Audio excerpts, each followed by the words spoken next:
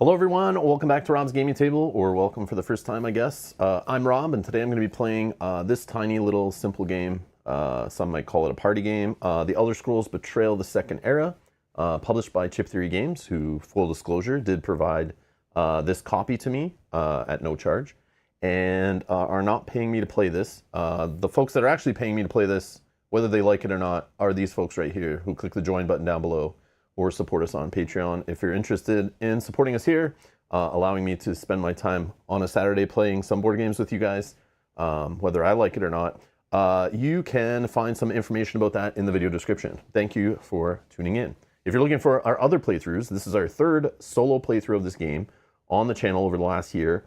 If you're looking for the other ones or some multiplayer playthrough, you can find that in the video description. There is a playlist link.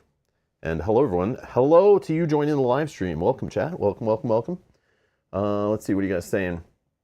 Tom's here, says, what a great game. Had to put this back on the shelf to get anything else played. Yeah, because it's a table hog. You can't play anything else while this is out on a table. That's just how it is. There are some games where I can set up like 3 different games on the same table. This is not one of those. This is one of those games where you have to buy a specially large table just to play it. And that's if you're only playing solo. Let's not get to like 3 and 4 player. Tom also says, just managed to source Aeon's End Legacy for £40. I do really want to play it, or do I really want to play it when I could be playing Elder Scrolls? Yeah, that's a loaded one. You bought it, so obviously you want to play it. Elder Scrolls isn't going anywhere. It'll stay in your collection. It'll still be good later. The only argument, and I've talked about this before, with complex games like Elder Scrolls, putting it back on your shelf, every day that passes, every week that passes, your memory will lose some of those rules as you're playing in other games, especially learning new rules and living life and just absorbing information all around you, right? So then trying to get Elder Scrolls back off the shelf, relearn it, get it to the table, feel comfortable with it, you know, every day, week, month that passes by, it reduces the odds of that happening, or making it a higher, you know, barrier to climb or whatever, a larger bottleneck to get through, or I guess smaller bottleneck, because it would be smaller and harder to get through. Yeah, you know what I mean. So yeah, it's up to you, but a legacy game will take you a while probably. But that was a decent legacy game. We played through that on the channel. I think it was fun. It is not a bad way to introduce yourself to the Aeon's End series, which I do like that game. I do very much like Aeon's End. One of the top deck builders in my opinion, for sure.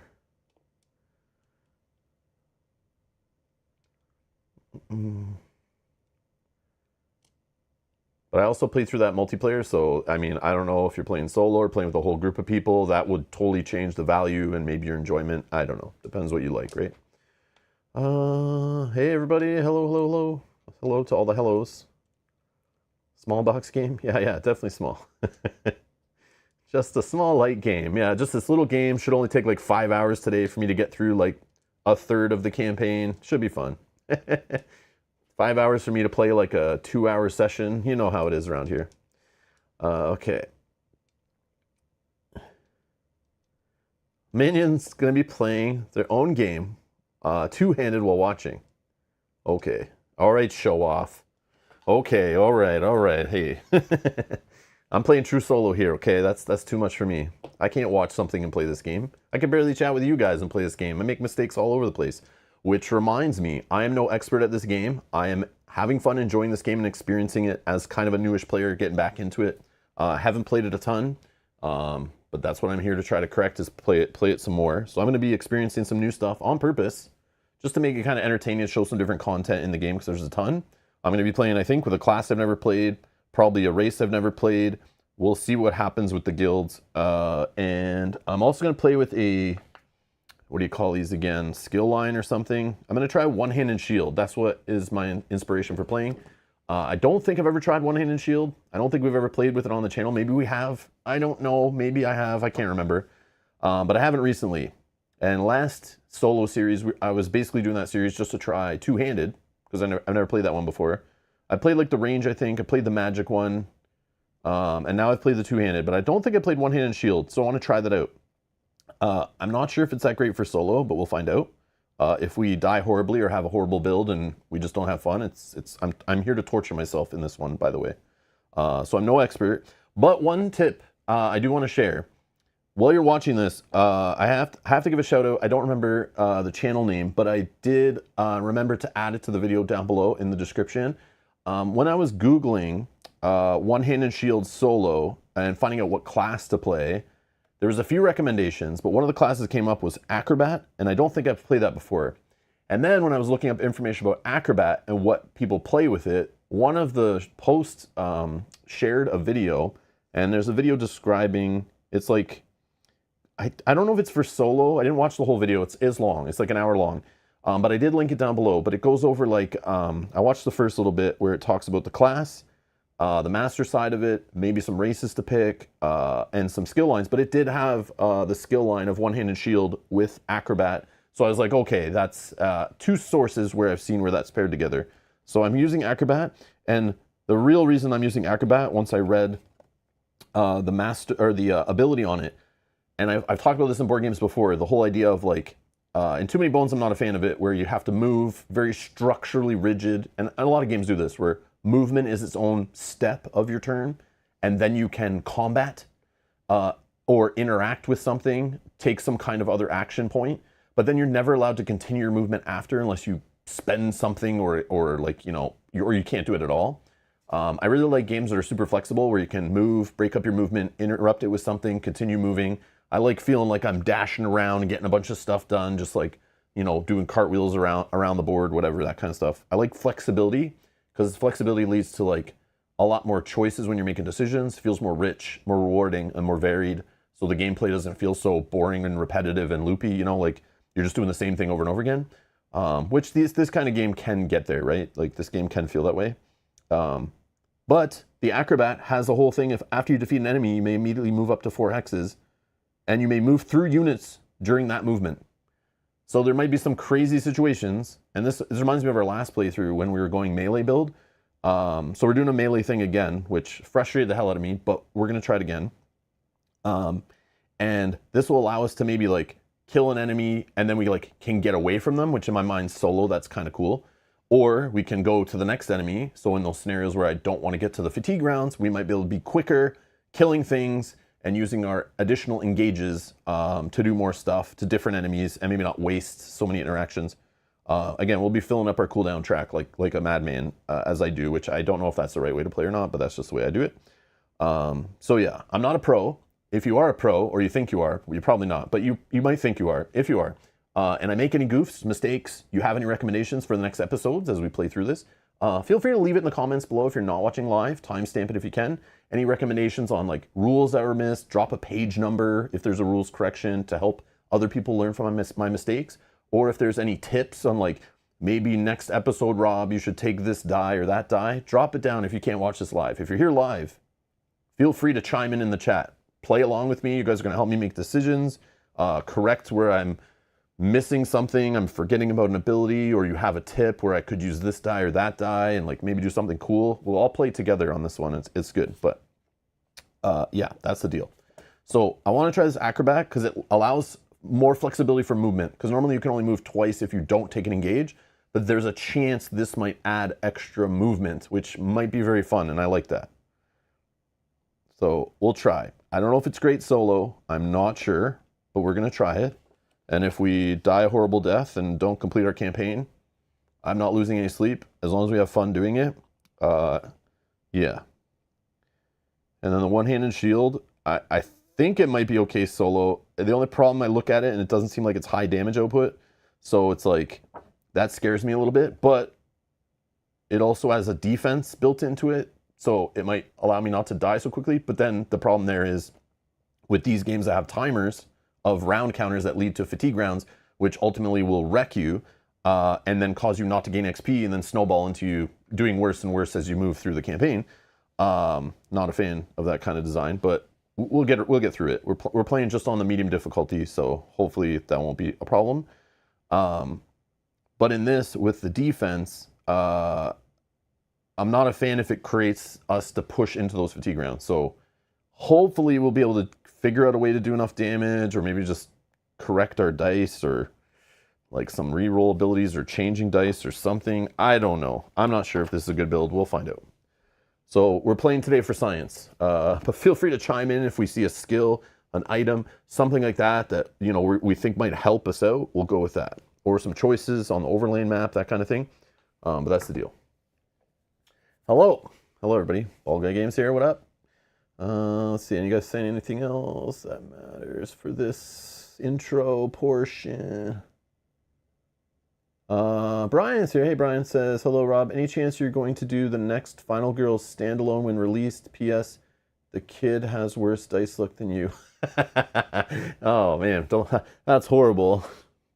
They must have done something wrong already in life to like get that dice god bad luck cloud over their head, I know I've done some bad things, so that's totally understandable why I roll bad. I've definitely pissed off some dice gods for sure. Yeah, the Final Girl stuff, I'm not sure. I talked about it in my last Final Girl streams when I did ones a couple months back or a month ago or whenever that was. I didn't even play that whole line, the third wave. I kind of am like, I like Final Girl, but I just don't know how much more I want to buy and like collect. It's just like, it takes up a lot of space, a lot of these separate little boxes, and it's like, I don't know, man. I don't know. I'm not sure I want to go buy them. I finally like that they're releasing them in stores. That's great. And one-offs before they bring them to crowdfunding. I think that's really cool. Because by now everyone knows Final Girl and like you can buy them in your local game store. So it's like, I don't know. Information's out there. So yeah, you can always just go buy a single one, try it before you dive into the series. But I'm not sure. Maybe I'll buy one, maybe two, maybe none. I don't know. Maybe I'll throw them on an order to get free shipping, like that kind of thing. If they have a cool theme. But some of the ones I bought recently that have the coolest themes that I thought I would like, I didn't really like. So, yeah. I don't think I need more Final Girl, to be honest. But, never say never. So, yeah. And I feel like if anyone wants to see Final Girl played, I definitely have many hours and hours and hours playing that game already on the channel. I feel like I don't need to give it more love or exposure or anything like that. And, yeah, I could easily, if I am in the mood to play Final Girl, I'm already overwhelmed at the options I have on my shelf to like get a game set up to the point where I stare at it. I stress out, get a little anxiety. There's way too much there to choose from. I don't know what to play. Yeah, I could roll some dice to figure it out, whatever, but I'll just pick a different game on the shelf instead of Final Girl because it's now too bloated. But that's just me. That's how I get with games. Oh, the expansion stuff for the other stuff. You don't do social media. Ball Guy Games, are you in our Discord? If you're in our Discord, I thought we could chat through there, but if you're not, yeah, I don't know. Right now, I'm leaning towards not needing any of the expansion stuff. So let's just take it no. Oh, you don't count it as social. Well, it is technically social media, just a different form. If you don't think there's people socially influencing you through there, you're wrong, my friend. That's why once every company gets a Discord, it's just basically social media. Yeah. Okay, cool. Yeah, we can chat through there. I still want to take some time with the game. I wasn't ready to decide yet, but if you need an answer now and you like want to offload it and like sell it, go nuts. Go nuts. I won't be offended. But yeah, I was going to kind of wait and see how it still progresses. We're still very early in the playthrough, so I just don't know. Yeah. It's like hard to know how I'll feel in that game after 16 more sessions. Will I be burnt out? Probably. And will I want to play more? Maybe, maybe not. Like I don't know. Yeah. Yeah, I'm not sure. I'll let you know. But if you don't hear from me about it, just take it as a no. And we'll go with that. But we'll see. Maybe I'll change my mind in like a couple episodes of that game. Chronicles of Drunagor. Okay. All right. But I do appreciate the offer. I really do. I really, really do. Okay. All right. Let's get to the table. Okay. So I started setting up as what I could, but we're gonna of course go through setup a little bit of stuff. I wasn't sure which class to pick. I narrowed it down to like 2 I want to try that I'm not sure if I used before, but I don't think so. I was literally going to pick the Argonian again just to have that ability, but that ability I forget to use of just preventing a single shot of damage, which I did forget in the last like episode of the last playthrough, but I don't think it would have changed the outcome at all, but would have helped us survive one more round maybe. But that wouldn't have won it for us. We know that. Okay, so I got Wood Elf. Similar idea. Once per battle, before any unit's turn, apply a stealth status die to up to 2 party members. Normally I'd see this and go, oh, 2 party members, I'm only playing solo, who cares? I don't want this. But in the last playthrough series, there was a point where we got stealth status dice going in our cooldown track and some delve situations and stuff, and it felt pretty busted. So that made me look at this one and go, oh yeah. And also, I'm not using any magicka again, just like last time. So having less magicka invested in the balance of the stat spread. So that means that it's spent somewhere else, whether it's the power of the ability or, you know, some extra stamina or whatever. I like having a class, if I'm not going to use any magic, to just have no magicka spent. So that's less XP I have to spend later to build up other things. The only problem is 2 cooldowns, kind of sad. So the other option is Orc. An Orc has Swift Warrior. Once per battle after the end of your turn, gain an over fatigue to take an immediate extra turn. Now, I wish I looked at this. I don't know if I looked at it in our last playthrough, but this would have been amazing with the one I used last time, because we were able to like remove over fatigue and like prevent taking it. We were by the end of the run, we were putting it like in our active slots and all that kind of stuff. I don't know why I didn't go for this one. Maybe I didn't see that far into the future and think that far ahead. But man, this would have been awesome for that series. Like, I don't know what I was doing. But anyways, that ability is awesome. But if I look at the stats, like it has 3 cooldown. And I'm like, man, I love the cooldown. But I might just go with the Wood Elf. Just for the idea of 1 less magicka, and I just like that efficiency. And the stealth die kind of like could help us in solo if just like we're rolling bad, things are going bad. We're about to get smashed by an enemy and I can go, stealth, and put a die on me. Hopefully the enemy's not adjacent, right? But usually it's the ranged enemies. When you're playing a melee character, it's usually those annoying ranged enemies that have like 4 range and rolling 3 dice that you're like, oh god, no. And it'd be nice to just, at the start of any unit's turn, just be able to put a stealth die on so they can't attack us, right? Yeah, Wood Elf, right? Yeah, we'll just go with Wood Elf. I'm not going to do a poll. I'm leaning that one anyway, just based on the stats alone. Because even if I forget the ability or it's like situational, it's like these stats are like a great start. So now the hard part is figuring out which art to use. That's the key. Man, I like this one, but I'm a melee character, so I can't have one with a bow in the picture. That's wrong, and I'm not the magic guy. Another bow. Okay, well, it's default. We're playing this one, which does look awesome. But technically that's 2-handed, so I don't know. Where's the one-handed shield version? Oh, there's not. We can't play this one then. Just kidding. All right, we'll go with the melee one. And that means this one. And these go back. All right, so that means I have some extra stuff here based on what we're... So we have an extra stamina. We have 3 stamina. Only 1 magicka, which I'm going to untrain it anyway. So I just put it in the bottom here. Like, I figure we'll just get rid of it. So it's like, who cares where it is? I want to go high stamina for sure, because I feel like that is for movement. Even though we have extra movement, I'll show you why I want more stamina. To upgrade our acrobat class to master, we need to move into 10 different hexes in a single turn. So if we get some extra stamina, we could do like the whole move twice on a turn thing. And then I noticed there's this rousing speed. For 1 tenacity, you can move any number of hexes up to your cooldown stat, which I love getting my cooldown stat ratcheted up really fast. So we could do this hopefully in our first session here, get this mastered. And then if you enter movement adjacent to no enemies, you may heal for 1, which when I saw the heal, a class with built-in heal for solo, that's huge, I think. As long as you have tenacity, right? So the other thing we learned in the last playthrough, that tenacity die we were rolling, I definitely want to get a hold of that again. And you'll see why, because look at the cost of some of these. And there's some good abilities here. And I think some of them on the other side, yeah, they're still like expensive. So that die that like reduced the cost that we played with last time was good. And the one that generated tenacity when it was drained, I think it was a speech die. I know it's kind of like we're playing the same similar idea.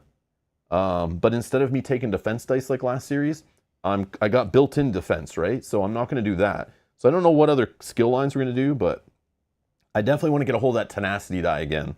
The one that was making us extra tenacity. If we can. So I know it might be a little boring. We're doing the same thing, but I think it'll be helpful here. So the other thing we have, whoops. The other thing we have is arcane something word. I don't know what that is. Place yourself 2 to 4 hexes away from your current hex, then spend any amount of additional tenacity. Again, if we get more tenacity, to deal any amount of additional damage. Sorry. Spend any amount of additional tenacity to deal an adjacent enemy damage equal to the additional tenacity spent. So just another flexible way that we can like move into a new location and maybe like ping another enemy or like maybe do some again, it's dealing damage, so shields on enemies, like defense stat on enemies will make this suck. But on the other side, you can spend any amount of tenacity and deal each adjacent enemy, so we can hit a whole bunch. So that's pretty sick. And then we got tumbling, which we have to be in defensive stat, interrupt. When you'd be dealt any amount of damage, you may drain an available combat skill die to prevent that damage. So it's kind of like that ability I kept forgetting to use last time on my race or whatever. Fighting finesse for 3. Apply a fear status die to adjacent enemy. And fear is... we're like blanking their skills. Yeah, we're blanking the enemy skills. So when we ran into, in that last, again, this is the last end game we played on stream, eating me up. There's like, it's bothering me still. So a fear status die, when I saw this, that might have helped us in that situation to just basically remove all the skills on an enemy. So if they have something like, I don't know, even just basic enemies that have like divert or stalwart, whatever it's called in this game, the hardy. Yeah. Stalwart. This unit can't lose more than 1 HP in a single turn. Like those stupid ones that make us like, we're only playing solo, right? So it takes like forever to get through them.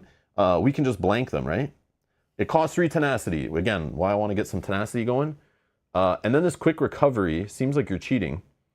Another problem I have is loving to take 65 engages on the same turn, fill up my cooldown track, and have an empty board of dice, or an empty mat of active dice. So I could spend 4 to just recover. So this goes into what I like to do and build a high cooldown, like get up to like 5 as fast as possible. We could just like, yeah, just recover like crazy and just clean out our bar and do some nutty stuff. So I think it's fun. I don't know if this will all work out. It's all dependent on tenacity, which scares me a little bit. But again, if we can get that die and I actually roll some good numbers on it, it's a speech die. I forget the name of it. I'm bad with that stuff, but you guys know what I mean if you were here watching last time. And if you know the game, you know.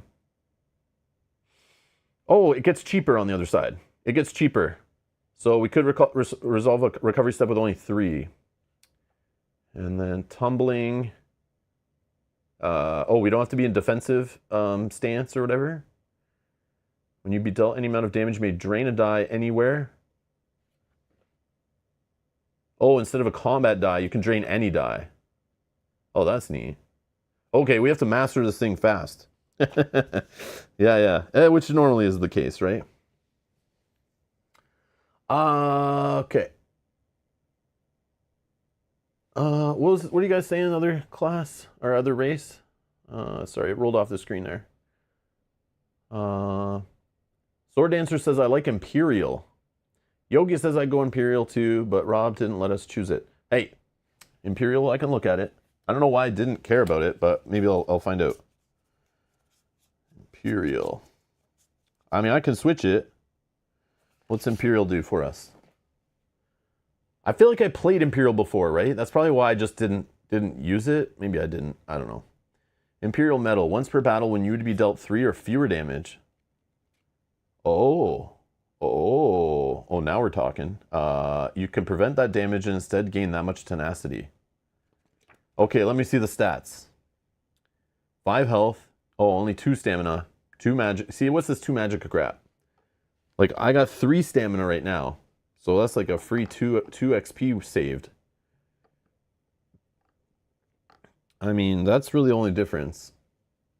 Is basically like, yeah.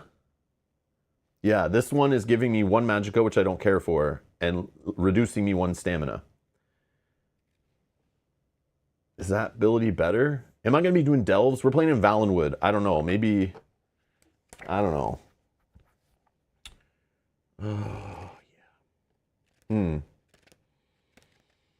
yeah. Yeah, we are starting a new campaign. Yeah, you're here just in time. We're doing setup. We're going to choose our guild in a second. We're just choosing race and stuff. Yeah, this is a brand new campaign. We're playing solo. I've scheduled 3 episodes. We'll see how far we get. I'll just cancel episodes if we don't make it that far. Well, I don't know how much we're going to play today. We're going to try to do the full session, but sometimes with the setup, the talking, the choices, that initial shaking off the rust and learning, just makes our first session always go like really long. So we'll see if I play it all today. If not, I have a stream scheduled for tomorrow. You can already set reminders for those. They are in the video description. There's a playlist link down below. You can find all future episodes there, set reminders for them, or subscribe, turn on notifications, so you don't miss it. But yeah, brand new series. Episode 1. Okay.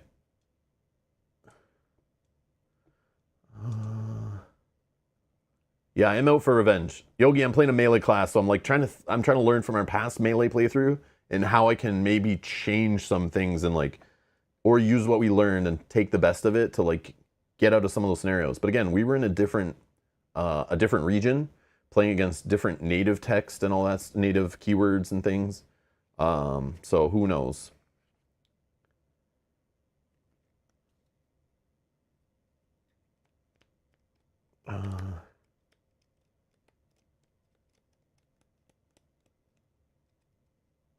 Yeah, okay. So that one that doesn't get through defense can be good to deal damage without needing to engage. Oh yeah, that's true. Yeah, we won't need to take a light fatigue to do that.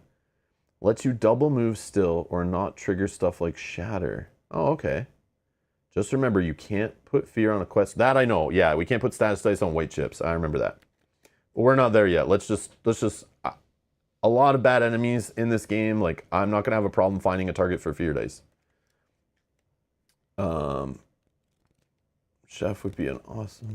What are you guys talking about?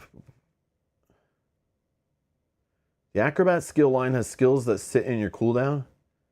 Should we be taking Acrobat skill line when we have Acrobat class? Like, doesn't it not? Like, isn't the Acrobat skill line was all about like movement and stuff, and we already have like built-in movement, so I don't know if that's like going too far in one direction and not filling in our weaknesses. It's just like buffing our advantages. Like, I don't know if that's the right way, but we'll look at that. We can look at that if it pops up. But again, like, I don't like to plan beyond like the first 1 or 2 skills because we might not even see them, which is annoying. So we might just have to make do with what skills show up, right? Which is fun. Hey, Jess. Put a stats. My first campaign, I missed not being able to put a stats down on quest units. I trivialized my end game to just fear the boss. Oh, yeah. Yeah, that can be a big goof. I've probably done it before, not realized, like forgetting just because you're in the middle of a scenario, but I do know it's a rule. Yeah. Otherwise, yeah, a lot of it would be busted because those guys are the dirty enemies are usually the bosses and things, right? So, I don't know. I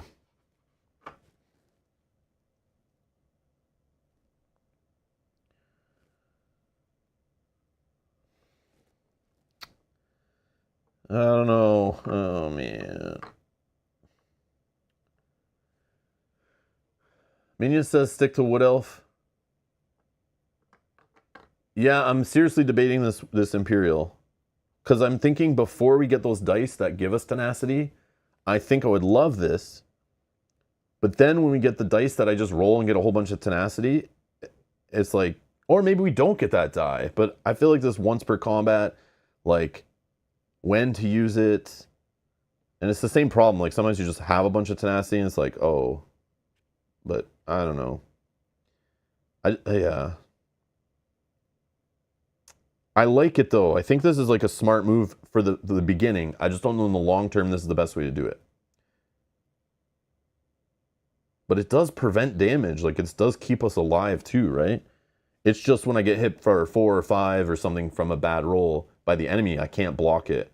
But when I think that big roll is coming, I can take a stealth die on the Wood Elf, right? So,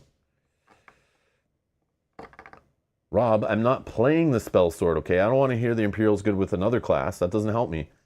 Just kidding.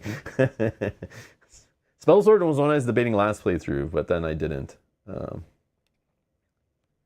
Schedule the next streams for Imperial next week. Oh, okay. You're probably right, though. I probably should take this, but I'm not. So you can remind me later when we're losing and I'm frustrated, and you're like, remember if you had that other race we told you? Okay, we'll go with it. I don't know. Oh, what I mean is don't go Imperial. Okay, I got you. Good idea. No, Jess, don't ever tell Yogi's got a good idea, okay? Don't do that. Okay, so I'm gonna roll. I have a D10 here just to figure out which guilds we're gonna start with. So like 1 through 9. So number 3. Let's see what we get. 9 and 3 again doesn't count. And 5. Okay.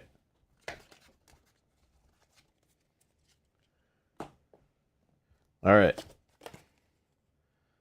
So let's check the abilities of these guys. So we got Dark Brotherhood. The party usually focuses on eliminating specific targets. This can take the form of unique battles or non-combat actions. What the hell does that mean? Mark of the Black Hand. For your guild kiosk town action, place a fierce status die into a ready slot as an item. On your turn in battle, you may use this item to apply the fierce status die to adjacent enemy.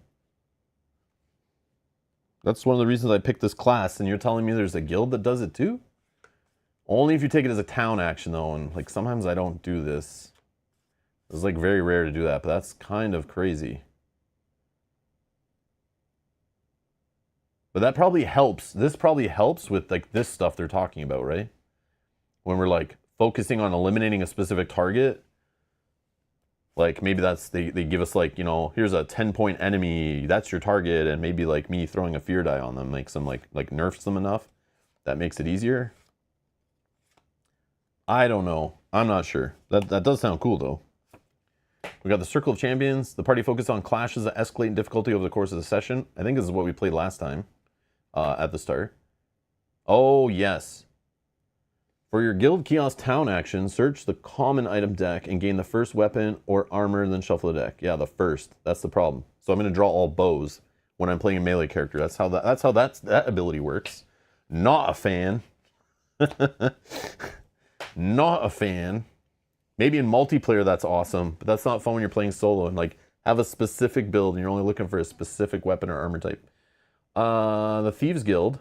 The party focuses on a criminal enterprise. This often includes heist-like battles to retrieve specific items or people.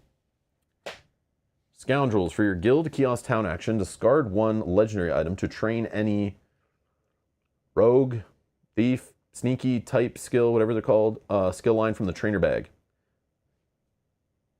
Is that speech in there? Acrobatics is there. Speech is there. What else is there? Shadow? The heck is Shadow? And oh, Ledgerman. Ledgerman, the chest opening one. I know that one. Shadow. If you currently have a stealth status die in your cooldown track, I can make that happen. You may remove it to apply a fear status die to adjacent enemy. That's a thing? If you currently have a stealth status die in your cooldown track, you may remove it to apply a fear status die to an enemy on your tile. Oh, that's a level 3. That's cool. Okay, Shadow Cloak. Gain a stealth status die. Oh, so this is just a way to be stealth. I see. But we have other ways to get stealth, right? Yeah, I don't know. I don't know if we need that, but anyways, those are our options.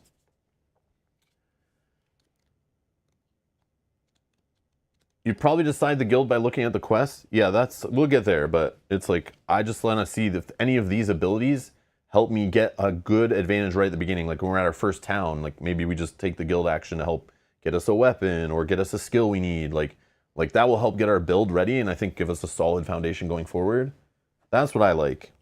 I mean, we could do it based on complexity.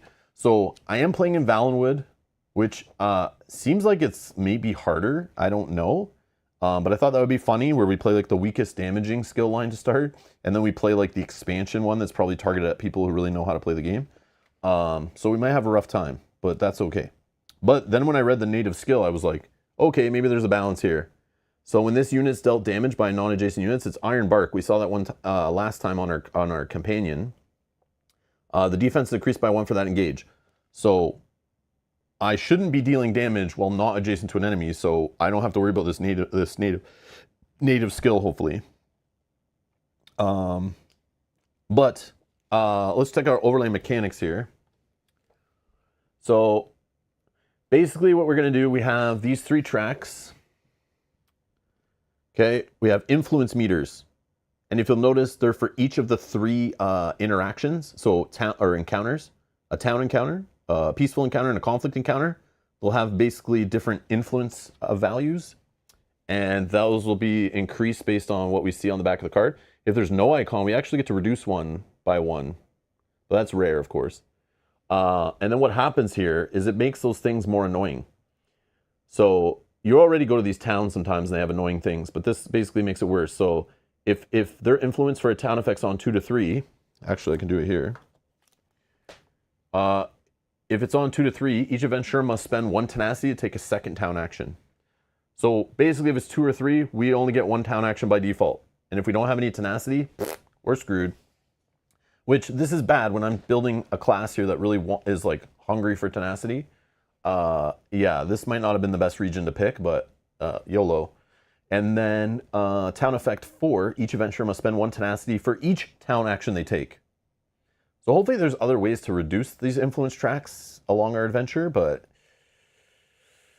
yeah, this might suck.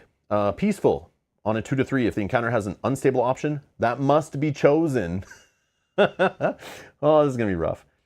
Peaceful at the end of the encounter, if it's at 4, each adventurer must discard an item if possible. We usually get lots of loot, and especially when we have a class that's all about moving around the map, you know I'm gonna be grabbing all those chests. So we should have extra loot for that. That shouldn't be too bad. And then if there's a 2 to 3 on a conflict one, add a level 1 enemy to the EP and deploy it last. Yeah, this is probably bad for solo. Like, I shouldn't be doing this. And then if it's at a 4, I add 1 to the calculated EP per player count. Oh, unstable is usually more XP? Okay. But just sometimes you get them at the beginning and it's like, I'm not ready for that, and it's a little rough. Or if I'm in a bad spot, I don't go to a town, you know, and I'm like a little beat up, and I'm like, oh, we'll just take a peaceful, and then all of a sudden it's like, oh, this is a bad peaceful, or a unstable, you know?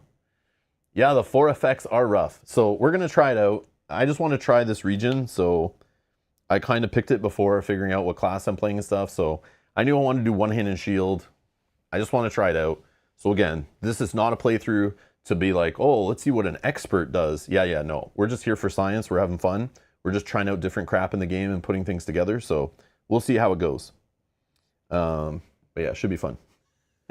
Okay, let's read and find out our 3 options here on the quest and what they do here. So what are we looking for? Thieves Guild. Okay, Thieves Guild is a complexity 3. Ooh, spicy. Session snapshot. Unlock your inventory slots by entering delves or making social checks as you prepare for a final clash. So that's spending tenacity in my mind, because if I don't have a die to help me with social checks. But if I do get speech going, that might help, right? Unlock your inventory slots by entering delves. Like, what the hell does that mean? Sounds punishing. Circle of Champions. Let's see here. Oh, Dark Brotherhood. Complexity of 3. Session snapshot. Pursue a group of orcs before deciding whether to complete an assassination in a multi-step dungeon. Oh, that sounds fun. That sounds fun. But again, what's Dark Brotherhood's ability? It was... Oh, the fear status die thing. That's okay. And then we have Circle of Champions somewhere.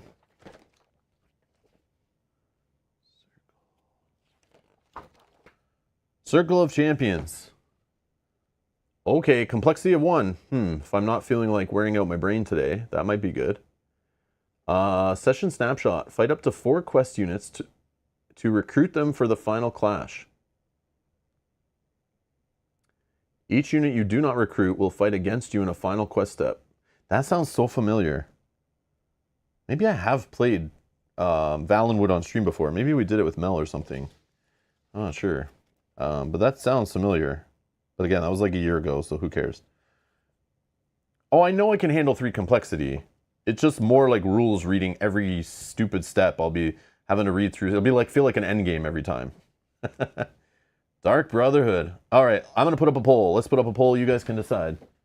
And I'll bring the abilities back up on the screen in a sec. Let me go here. So it's Dark Brotherhood. Thieves. Right? Thieves.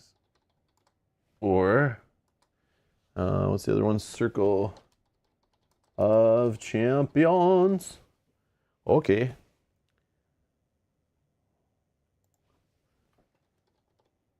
Which guild?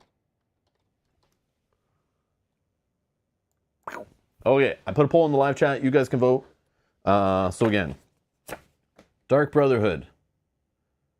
Usually focused on eliminating specific targets. This can take the form of unique battles or non-combat actions. Our guild town kiosk action is place a fear status die into ready slot. On your turn in battle, you may use the item to apply fear status die to an adjacent enemy. Great in solo, I think. When we have the like hard 10s and 20s showing up, that would be nice, but we'll see. Circle of Champions. The party focuses on clashes that escalate in difficulty over the course of the session. And then for a guild kiosk town action, we can search the common deck for a first weapon or armor, then shuffle the deck. So, I mean, we could get lucky on that. It could help us out, get a nice items to start. And then we have Thieves Guild, which they focus on the criminal enterprise. This often includes heist-like battles to retrieve specific items or people. And for a guild town kiosk action, discard 1 legendary item to train any, again, rogue, stealth type, skill line, whatever it's called, the yellow one, from the trainer bag, which was speech, shadow, acrobatics, or legerdemain. So like, we do want speech. We do want speech. And possibly acrobatics was mentioned earlier in the chat. So we might want to do that too. So I mean, this is not bad either. Like this might help us if we don't see what we need early in the thing to help build our get those tenacity die ASAP, right? And then again, Circle of Champions. It's 1 complexity. We're gonna fight up to 4 quest units, recruit them for the final clash. Each unit you do not recruit will fight against you in the final quest step. And then what was the other one? Thieves Guild, complexity 3. Unlock your inventory slots by entering delves and making social checks as you prepare for the final clash. And what was the other one? Dark Brotherhood, complexity 3.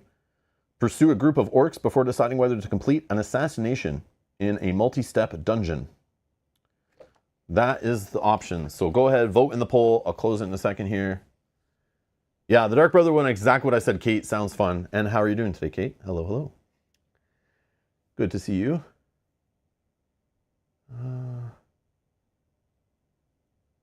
Yeah, you do get a bonus from, I know the unstable encounters thing, I don't do them very often, but I always forget that. Like, you get a free tenacity no matter what at the end of it, right?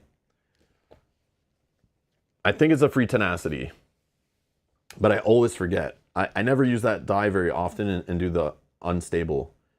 But I don't know if it's just if you're on an unstable, hex on the map, you would get that. Or would you get it if you choose the unstable option? I'm not sure on that. That I don't know. Like maybe you don't get it if you're not actually on an unstable symbol on the actual overworld map, you know? If anyone in the chat knows, that'd be interesting. I don't know if it'll come up today, but yeah, like I don't know if you have to be on these to do it, or you can just, by picking the option on the card, you get it. Yogi says on the unstable space on the hex map, if you roll the die. Doesn't matter what you roll. Yeah. Yeah, I feel, yeah, okay, the minion's saying the same thing. Yeah, I feel like it is only if you're on a space on the map, not if you pick the unstable option. I feel like that's right. That sounds right to me. Hey, Spotify. Or sorry, Spot Iffy. Welcome to the stream. Oh, Kate's on vacation for the next week. Oh, yeah, that must be nice. That's a good feeling. It's a good feeling at the start of your vacation. I'm sorry about how you're going to feel when your vacation's at the end. You know, I know how it gets, right? Just, yeah, I know. But yeah, for now, it's all good. Sunshines and rainbows. Oh, yeah. So, Circle of Champion out the window because I had it last time. But Sword Dancer, here's the thing. The cool part about this game is you can literally play this class over and over again. Because if you change the region each time, and then not to mention, even if you play the same region with the same guild, at the end of it, we can make a different choice on where to go for session 2, which changes up our end game also. So it's not bad to keep picking the same guild. Yeah, if you're doing the same region, you'll see the same storyline. But again, this game is so cool with the variability. It's just in the base box even, which again, it's more like a base chest or a base shipping container worth of game, is we're going to find different encounters based on what we're doing. And also different enemies will spawn, you know. And also if we change anything about our own class, our own character build as we're going, even though we pick the same guild on the next time, we might have a different character build altogether, different race, different class abilities, find different skill lines along the way. So I would never say just vote this out because we played it already. I know on stream I sometimes do that because I'm only going to play the game so many times on stream. So I'd like to show people who are watching all the different stuff in the game as best as possible just to showcase it. But yeah, I would not vote it out. We are playing in Valenwood, and I don't know if I've ever played Circle of Champions in Valenwood, like, you know, but yeah, that's how I roll. But anyways. Okay, I'm going to close the poll. Thank you all that voted. Much appreciated. Yeah, no problem. Yeah, you got to think of it that way. It's like this game is very replayable because of all the, I guess, the variability or randomness of like chip bags, dice rolls, the skill bag, items, quests or encounter cards, quest cards, delve cards, like so many decks of cards that just like what's in them and the order they come up totally can make the playthrough feel different. As we know from Too Many Bones, same idea, right? You might play the same Gearlock and play the same Final Tyrant, but your journey along the way should spice it up with the different baddie combinations that'll get put in front of you, the different puzzles that get created from the encounters and stuff, right? So it might feel some samey, but it still should present you some different choices and stuff, different puzzles to combat. Okay, so Dark Brotherhood got 50% of the vote, Thieves Guild was 31, and Circle of Champions 18. Yeah, that never adds up to 100. Don't know why, but sure. It's just a rounding problem, I guess. Thank you everyone that voted, I appreciate that. So we're playing Dark Brotherhood, which I believe are from Lord of the Rings, right? This is like Sauron's, the guys with the white hand. That's what this is. We're now part of that. We're working for Sauron, or Saruman. Saruman, that's who we're working for, right? And the Two Towers. Okay. Okay, cool. Dark Brotherhood, sure. All right, Dark Brotherhood. Where was that one? Okay. Anything else we need to do for setup? Did we need another combat? Yeah, we did. We got our 3 stamina, 2 cooldown. Okay. Whoops, not that one. This one. Okay, so we got 2 cooldown. We're in our single-handed stance. We got the one-handed shield. Magicka, only 1. We'll just untrain it whenever. It doesn't matter. I just put it there to just remember it's not a thing. I don't care. And our health's 5. And I put 5 chips here. Okay. Got our class. We're going to go to our first town and everything. Our starting location is Haven. So, oh, we're right beside it. So Haven, we're down the bottom side of the map. So we're starting in the bottom right here. And we'll find out where we need to go. But yeah, and we're at 0 on all these. Another thing I should probably read is there's a delve feature that's like quite large here. There's its own special deck, which I've shuffled up and just put near the dice tray here, or the dice tower. But it says Valenwood comes with 8 Forest Blight cards. During a session, shuffle these cards separately and place them face down in their own deck. If any adventurers already have Forest Blight cards at the start of the session, exclude these cards when shuffling the deck. Different effects in Valenwood, primarily in delves, may instruct an adventurer to draw 1 or more of these cards. When you do, the card must be placed into a ready slot in your inventory. If no slots are available, you must either discard another item or move an item to your pack in order to make room. If your ready slots are already all occupied with Forest Blight cards, you may choose to either discard a new card you drew or discard a Forest Blight card you already have to make room. While one of these is in your ready slot, it provides a permanent penalty. So yeah, this is definitely going to be harder, I think, to your adventure or the party as a whole. What the hell? This effect remains in play until the party leaves Valenwood or until a specific effect instructs you to discard a Forest Blight card. All adventurers discard the remaining Forest Blight cards if the party accepts a quest in a different province. So, yeah, that's going to be annoying. I didn't even look at any of these yet.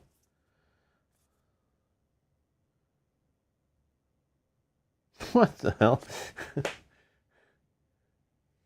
When you change battle forms, gain 1 light fatigue. This adventurer may spend 2 tenacity on their turn or outside of battle to discard this card. Oh, what the hell? Or they all have that?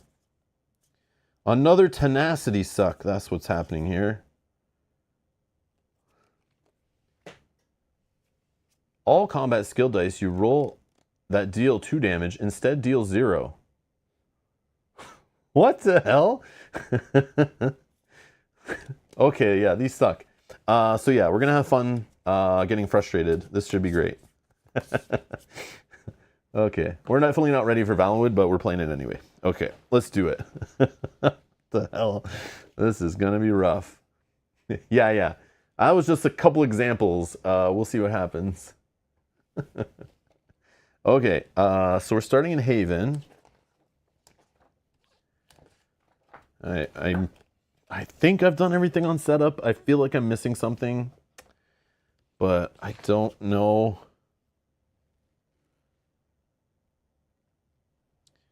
I'm not sure. You know what I could use though is those reference sheets from last time. Just make sure. Okay. Select our province, got all our bags set up. I did that previously. I've removed duplicates from our skill bag, did that already. I've made the decks, I shuffled them with 4 general encounters in each. I did the delve deck already, put all the generals in there, shuffled it. All the item cards I shuffled. Party XP dials on 2, day 1. I'm playing on Adept, so medium difficulty. We got our race sheet, our combat skill line, starting skill line. We got our health, stamina, magicka, combat. Health chips are done. Combat skill dice are there. Pagan, the cooldown's done. We're in the right battle form. We did the guild card thing. We got full HP. We did our difficulty. I did all card decks. We're going to read the initial guild quest entry. And we got to perform a town encounter. I think that's it. I think we're good to go. Okay, yeah. Gain speech authority for tenacity. Yeah, minion. Yeah, we talked about that. That's one of the things that drove me when I read this class. I want that die based on our last playthrough. Like, I now see that die is really powerful here. So yes, I want to get that ASAP. And yeah. Okay, that should be doable. We'll see. So we're in Haven. Epicenter of Trade is this little ability here. Let's see, can I do this? After each time an adventurer visits the trainer, draw a new token from the trainer bag and add it to the skill lines available to be trained. So we're going to see 3 common items, 1 legendary, 6 trainers. That should be good. And we don't care about that. Maybe don't care about that. Guild kiosk we can do. And then there's a town square action, set sail. At the end of the day, place the party token in Woodhearth or Sylvanar. You must spend your next day in that town. Oh, so that gets us like across the map. Oh yeah, we should read the entry though first, because we might want to do that. And maybe that's helpful for us.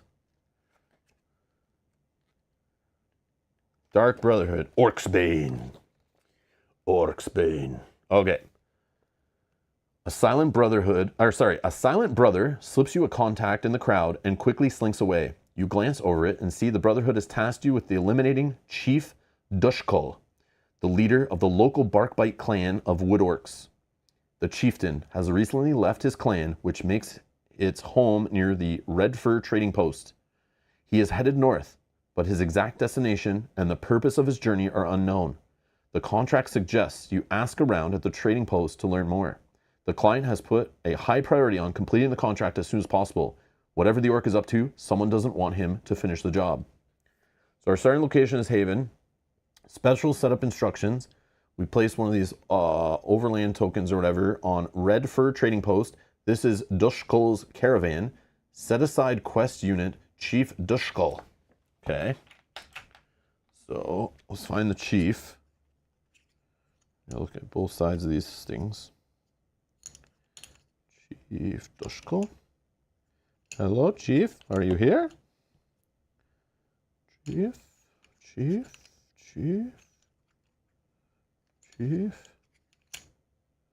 I should have read this. I couldn't have read this before stream because we didn't know what our guild was.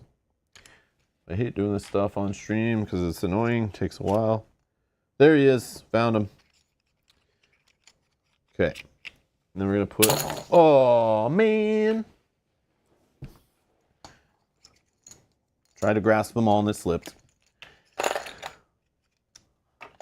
Okay. Boom. All right, we're cleaned up. Okay, that wasn't that bad. Thankfully, on the board game table with the recessed playing service, those chips would have all been on the floor if that's not the case. Okay. Yeah, we're going to do this little token. Okay, let's put some ice melter on the bottom of this so it doesn't slide around everywhere. And, or some, you know, take the blades off the skates or something here. Red Fur Trading Posts, right, y'all. All right, so that's where the guy is at. Okay. So our quest objective is travel to Red Fur Trading Post and successfully complete a peaceful encounter there, recommended by day 3. Oh, so today's day 1. We can move somewhere and do one thing, and then we have to be there on day 3. That's annoying. Okay. But at least it's peaceful. At least it's peaceful. But ongoing step effect. During the Activate Province effect step, Dushkull's caravan moves a number of hexes according to the drawn overland icon as outlined below. Either 2 hexes, 1 hexes, or no movement, and no icon is no movement, and each adventurer gains light fatigue. Oh, that sucks. Dushkull's caravan destination is Horseshoe Island, and it always takes the shortest path to get there. If there are multiple paths that are equidistant, you choose. Dushkull's caravan and the party token cannot occupy the same hex. Okay, if Dushkull's caravan reaches Horseshoe Island, remove it from the map and set it aside.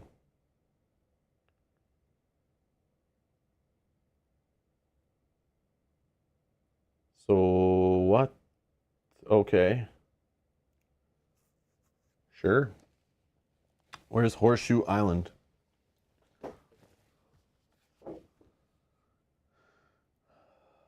Oh, up here. Horseshoe Island is up here. So he's trying to get to here. But we need to get to here and interact with this, which probably then tells us you better get the heck up here quick or you're in trouble. Are we racing them though for sure? Like that's what it'll tell us here? Yeah, we'll find out. We'll find out. Okay.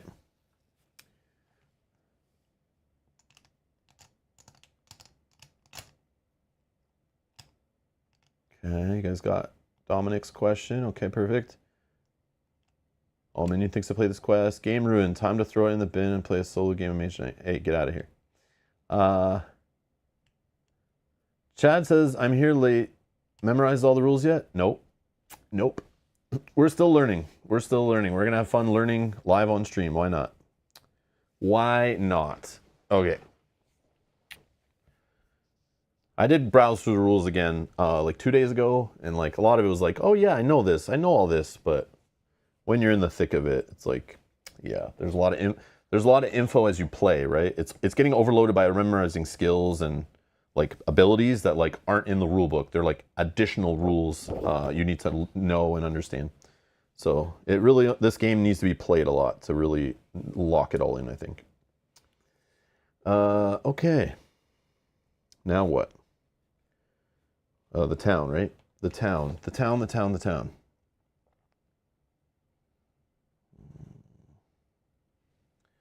I need... Yeah, okay. Even... Okay, let's set up the town. What do we need? 3 commons. What the heck is this? Shoulder-mounted parasol? I don't know if I've ever seen that. Which makes sense, the deck is huge. Mark of the Prize Shield. Okay, let's see what we got here. Okay. So this gives us an additional like class ability thingy, whatever. For 1 tenacity, when you would gain any amount of light fatigue, remove 1 light fatigue from your cooldown track instead. Oh, hold on. So that's like a 2-point swing, right? So you spend 1 tenacity, you prevent it, and you remove 1, right? That's what I'm getting from that, because it says instead. I might be wrong, but that sounds pretty good. That sounds pretty good with my playstyle of just literally doing 100 engages on the same turn. Bright Throat Poultice. As an action on your turn, you may remove a status die applied to an adjacent unit and then gain the status. This doesn't help us at all. We don't care. Unless we have companions, I guess that might be useful later, but right now we have no friends. Appleback Salamander. Toasty! When you draw a Delve card, you may choose to place 1 HP chip on this pet and discard the Delve card and draw a new one. Once there are 3 HP chips... Oh, this is the one that helps us find our shards. That could be useful, but I don't know if we're delving. I can't remember. This one is about delving or no? No, this doesn't talk about delves.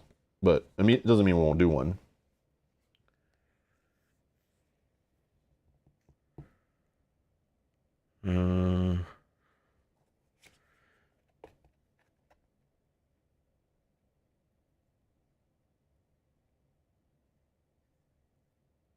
Oh yeah, if you're playing on the harder difficulty, yeah, Yogi, you'd be preventing 2 light fatigue and removing 1. That's kind of crazy on a harder difficulty too. And then we have this again. Are we going to be a magic stance? No. You may roll combat skill dice disengage as if you were in defensive stance. Yeah. Okay, the items aren't like screaming to me except for this one maybe. And let's find our trainers. We're gonna get 6 of them, any kind. Yeah, true. A delve may show up in an event. That is true. But I don't want to like hold an item just for that, you know. But that is a good. Like pets are like my favorite items. They feel so broken. Okay. So we got Destruction Staff, Light Armor. I think Druidic Summoning or something that one's called. We got Acrobat. We got Shadow. And what else? We got the bow one, ranged attack, whatever it's called. So we were looking for speech, and that didn't happen. But it does say, after each time an adventurer visits the trainer, draw a new token from the trainer bag and add it to the skill lines available to be trained. So how many are left? Oh, okay. So I don't know. It's like okay odds we would get the speech one we're looking for, but not that great actually. But if what were we going to take? Acrobat, maybe? I want to look at why. Why are we taking Acrobat? I saw you guys mention it earlier. Acrobat. But again, we're already in Acrobat. Or does it like work together really well? I just feel like it's going to be doing more of the same, but who knows? Let's see. So, oh yeah, will help us with, of course, with speech tests or whatever those are called. The skill checks or whatever.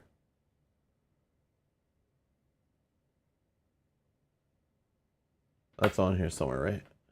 Oh no, that's only the speech one, sorry. That's only the speech one, not all the yellow dice. I don't know what I'm thinking. Yeah, this one's just telling us, reminding us when it's tenacity to put it in the cooldown track, doesn't give us a bonus. Fleet Phantom. While this dies in your cooldown track, you may move up to X hexes at the start of your turn. I mean, that would help us master our thing if we did that. Our master our class, right?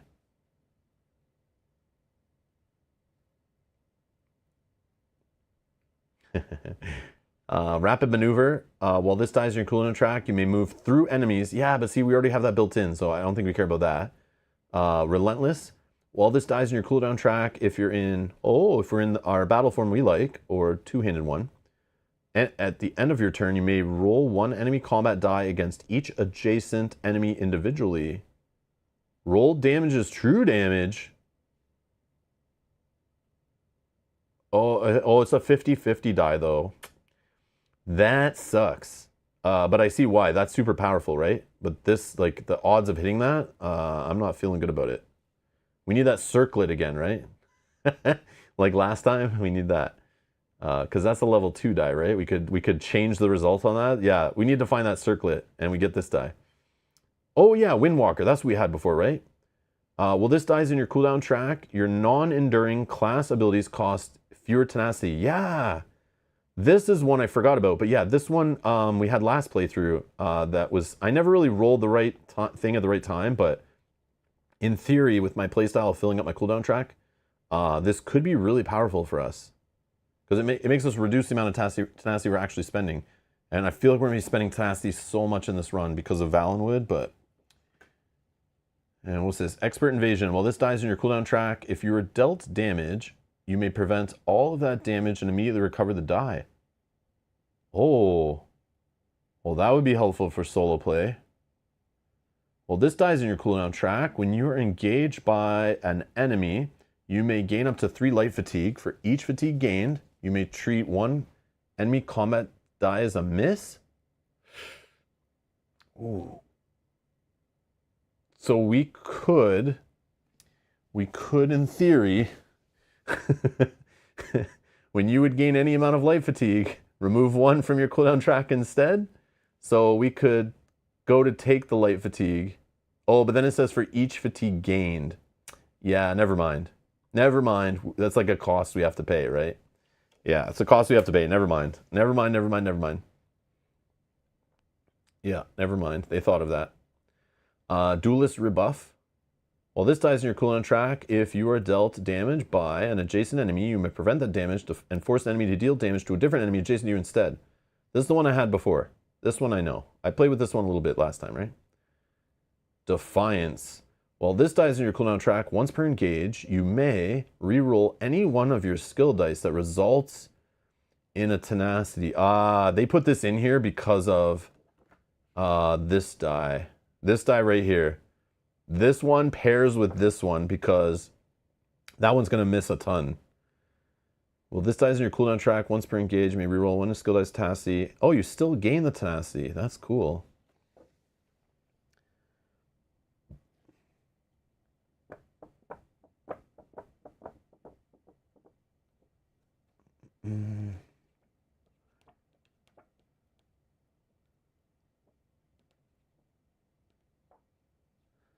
How does that level 2 acrobat die really work? But we already have it built in, right?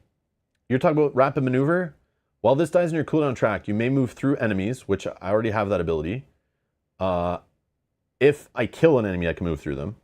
After moving, deal 2 damage to each enemy you move through. Okay, that might still be relevant. But again, you have to have this result in your cooldown track. While this dies in your cooldown track, you may move through enemies. After moving, heal for 1 HP for each enemy you move through.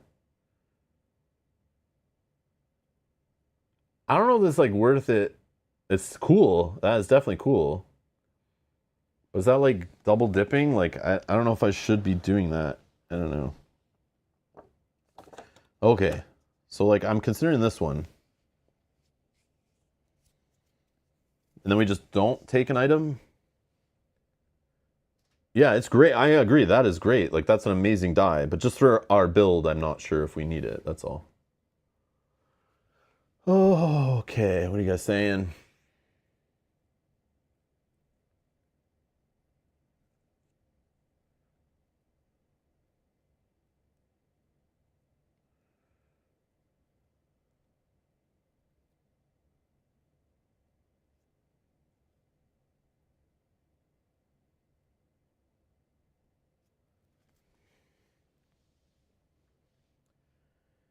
I feel like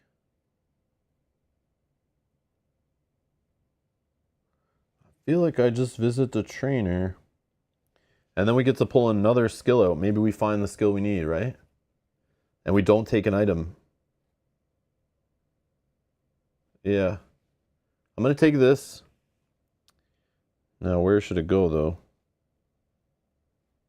Maybe I just untrain this and throw it down here. I don't know how many dice I'm going to take from this. That's the problem. I always think I'm only going to take like a couple. And then it turns out we're like, by the end, I'm like, I have like 5 of them and I don't have the space.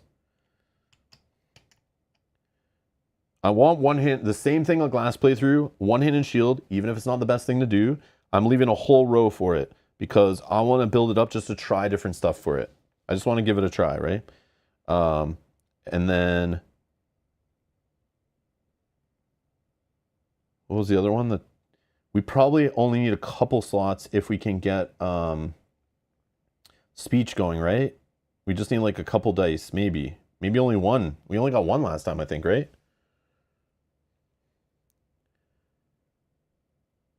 Acrobatics. I want like 4 stamina at least, maybe 5. We'll see. I don't know. Maybe down here. I don't know. I don't know. I don't know. I don't know. You could have moved basic combat dice, maybe.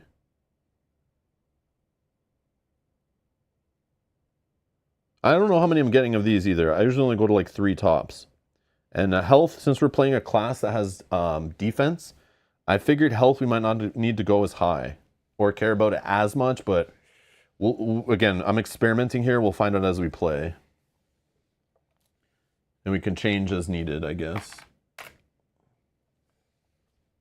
Okay, so I visited here. I get to get another one out of the bag, right?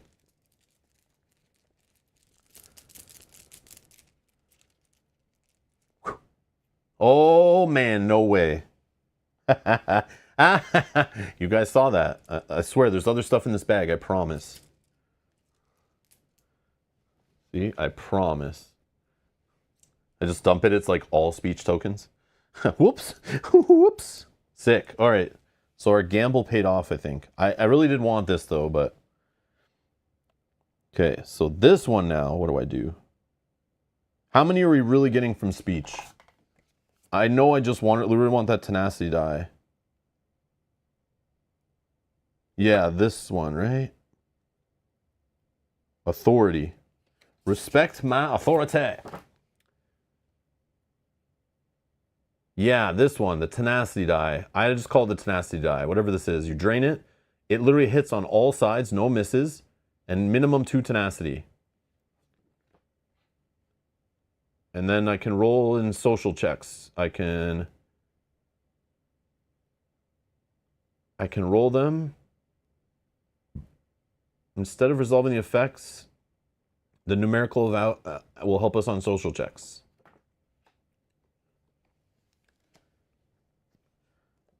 And there is 3 of these dice. There's 3. How many? I probably would take like maybe 1 or 2, right? Like maybe 2.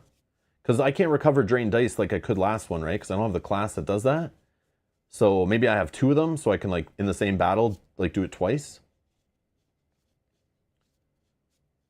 I think I'm going to want 2. I think I'm going to want 2. Maybe 3. I don't know. We'll see by the end. But in my mind, I'm going to have at least minimum 2 spaces. And if that's the case, it's got to go down here, I think.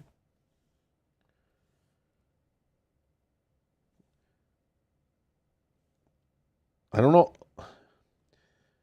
know. I might need more than 4 stamina. I'm not sure. Like, I don't know what this class, like, or this skill line of one hand and shield. How many dice? And if I want to be rolling speech and acrobat dice with my damage dice, I'm going to need more stamina. I'm going to need more stamina. And the other cool part is the more stamina mixed with the whole resolve your recovery step thingy, the quick recovery, that could be kind of busted. If we could just roll like a handful of dice and then have a high cooldown and recover a whole bunch and then roll another big handful of dice. Not to mention the movement. I want movement so I can flip this thing over as fast as possible. And then movement will be great when we can move through enemies. The more movement we have, the faster we can get through delves and dungeons and things and get away from enemies. So I'm basically playing this whole class because I want to be able to move around wherever I want and be flexible. And stamina is the way to do that. So I think that's the deal. Okay. Yeah. Again, I'm not the best with this, like planning ahead and knowing where to put these things. So we'll just go with it. If I really need to change it later, it is my game. I'll do what I want, but you're not supposed to change it. You're supposed to like have to untrain and punish yourself and lose XP. But nah, I don't play the game. I don't plan to play the game that many times in my life to be like, yeah, I'm going to try to enjoy my playthrough as best I can. So I might make some house rules like that. We'll see. All right. But yeah, again, I don't need to worry about those red defense dice, I don't think, right? The ones that I don't use correctly every time. So I like doing, yes, we don't need these. And we don't need these. Okay, I'm just going to make a quick change here so that they're kind of all in the same tray. I like doing that just so it's like I can easily get them. And these ones we need, right? And these ones we don't. And what's the other one we have? This one. This one. Is that it? That's it, right? I know we're not playing two-handed, but they can just stay there. Yeah, it's this. Yeah, and then these can just go on the bottom, and we'll care about those later. That's all like the magic and the other stuff. The range, yeah, we're not going to take most of those. Maybe shadow, I doubt it, but that would be fun. Okay. Don't forget the speak skill card. Oh, yeah, thank you. Yep. Okay, so there's what we got. We got those, right? This is what we're going with. We got them in our first little visit. And then these get discarded. Yes, let's not mess that up again. Okay, we got an item discard pile going this time. We're learning and improving. Okay. And then we're done at this town. So we're going to day 2. Oh, but we have end of day crap, right? So we take the front one. And it's just going to influence the town track by 1. So towns just are getting suckier, but not super sucky yet. They have to hit 2 to matter, and they did highlight here. So like you need to care once it hits the 2, it has extra circles on it to remind me, and then 4 we care again. But as long as it's below 2, we're okay. We're okay. Then this goes to the back, right? Okay. Now what?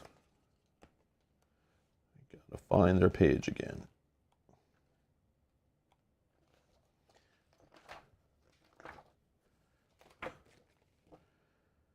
And then activate province step effect. His caravan will move a number of hexes according to the drawn overland icon. So he's moving 2 hexes towards the Horseshoe Island. So we have 2 overland step effects to remember. Hopefully I remember it every time, but I have you guys here for that. Now go hunt some orcs. Okay.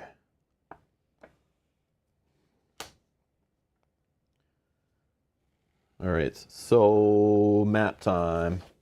Map time. What are we doing? We can move what? Our movement's just 3 by default, right?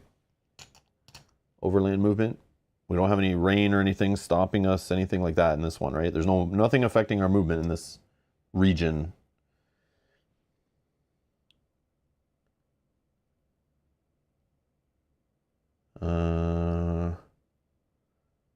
So we need to get to there. I mean, we should just go to conflict, right?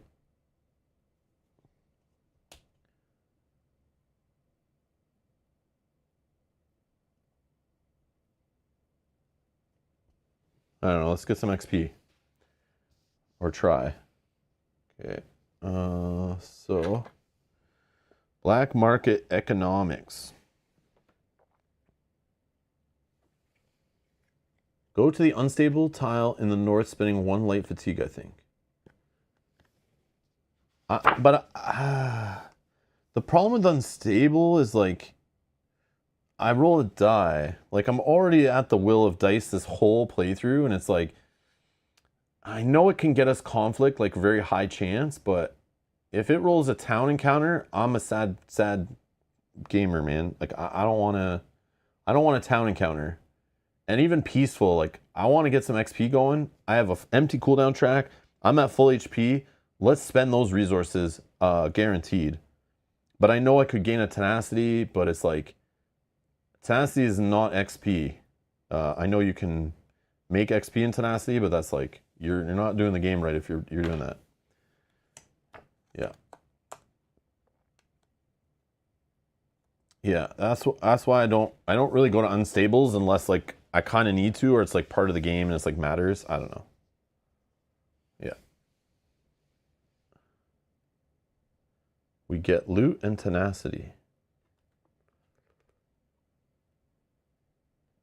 Yeah, I can take light fatigue. I know. I can take light fatigue.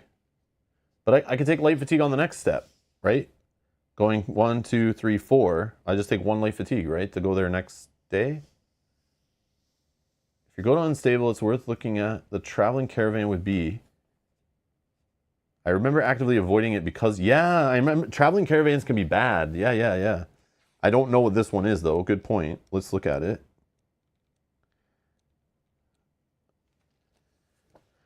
So the traveling caravan has the off the beaten path. At the start of this encounter, you must log this visit in the campaign journal. Then each adventurer is dealt true damage equal to the number of times the party has visited this caravan. If this damage would defeat an adventurer, they instead remain at 1 HP. You get to draw 4 legendary items. That's all that's in the shop. Trainers is only from the yellow ones. There's a quest board, but no inn. And it has a town square action, the bylaw of guarantees. Make a lockpick check on the back of one of the items in your ready slots. Okay. If successful, gain 2 tenacity or discard a forest blight card. If unsuccessful, discard the item. That's weird. That's weird.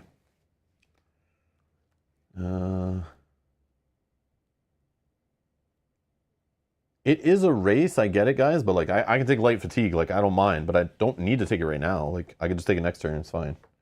Yeah.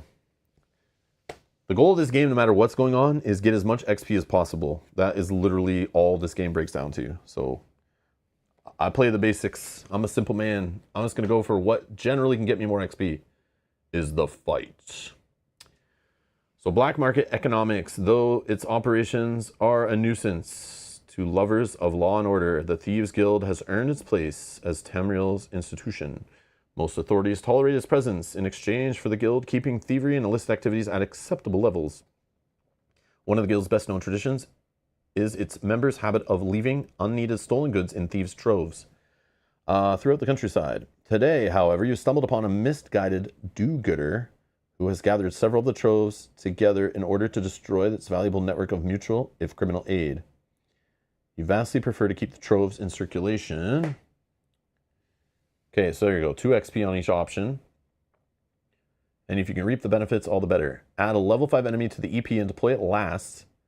Adventurers may ignore 1 digit of their choice on all lockpick checks during this clash. or fight first, treasure later. Carry out the clash with no modifications. Battle objective is conquer, so I have to defeat every enemy. But look at that loot. Oh, that common loot. Okay, so we're on day 2, right? And we're on 2 XP. So 2 XP just means we're getting 2 level 1 enemies. But I could add a level 5. So we're fighting 3 different enemies. Do I care about ignoring a digit on the lockpick checks? No, right? Because the more enemies I add to the board makes this scenario go longer. And I might not even get to all the loot because I'm dealing with a stupid level 5 enemy. And that might force us to hit a town quicker. Nah. We're fragile. I'm gonna just do the basic. Fight first, treasure later. Yeah. Okay. Let's see what we got. A bag of fun. There's our bag of fun.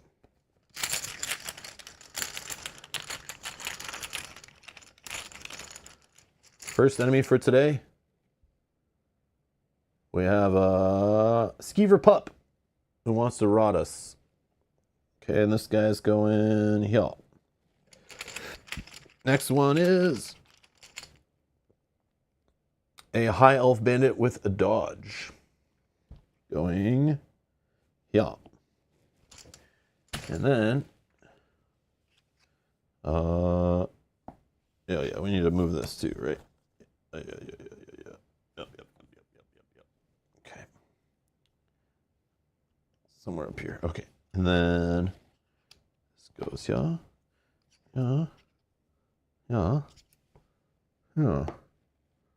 Yes. All the loots.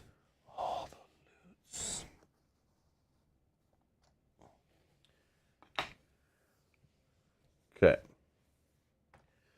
We need some health. 3 health for this jerk face, and 3 health for this jerk face. Yeah. Okay. Now what? Dodge. Dodge is dice I roll that aren't doing damage, negate damage on the other dice. Rot is I think I take a over fatigue when this guy dies. Yeah. Only when it's defeated by an adventurer. But no one else is going to defeat it, so. Okay. Round 1. Fight. Okay. So, am I able to move 10 different hexes this time? I don't know. We'll see if I get some tenacity, maybe. So, I could go like 1, 2, 3. 1, 2, 3. So, I can try to get 2 done. And then just let this guy hit me. This guy will hit me too because he's ranged. Maybe I try to take this guy out first and then play with my food. So I go like 1, 2, 3. We fight this guy. Oh yeah, I need defense dice in too, right? So I should engage on the first one. So I have some stuff to block, right?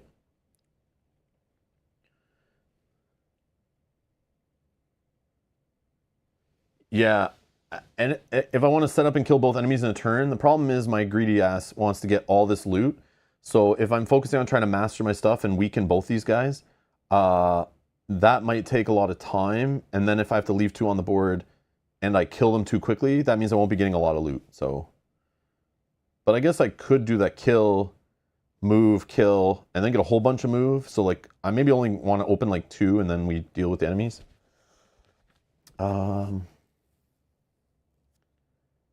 I mean, I want to just experiment a little bit with the class. So let's see.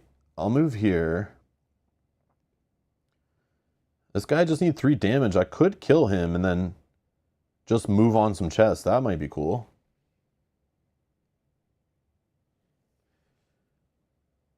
But yeah, I'm not worried about mastering this right away. I might just need to get my cooldown up to then use this ability to make it work better.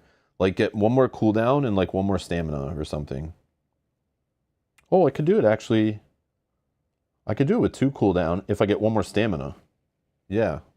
Because then I could do a double move for 8, and then spend 1 tenacity, and then move a number of hexes based on my cooldown stat, and it would be done. Yeah, I just need to get 1 more stamina. And that would work.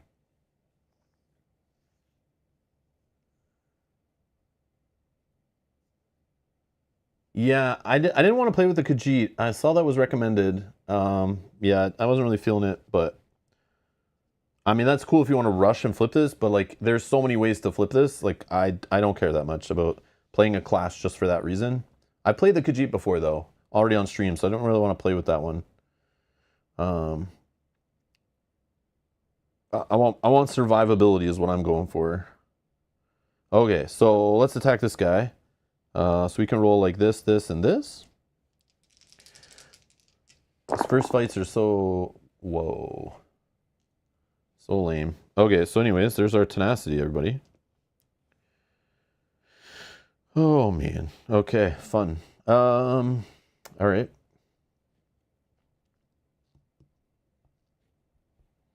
What can we do?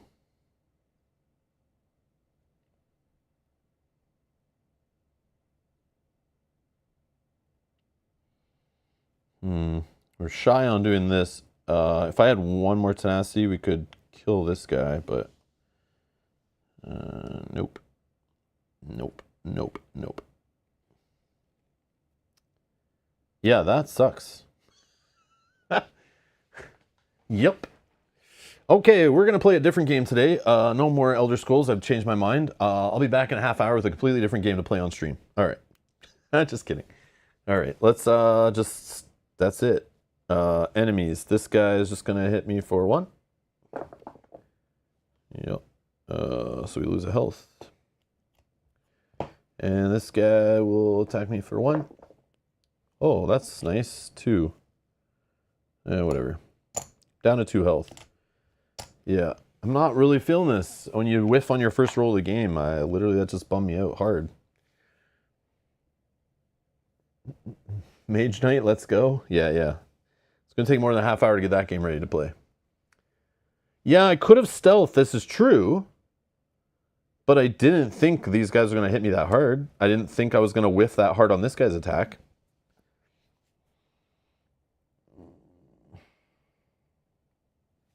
I'll stealth, though, on the next one. For sure. Okay, cooldown of only 2.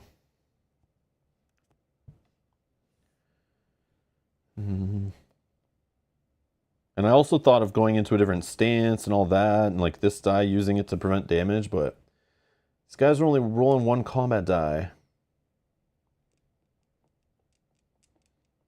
This is so lame. So, oh man, I just need to get rid of this range guy.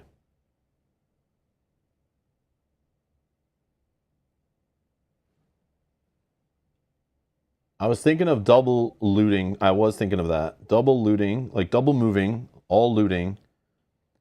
We could stealth.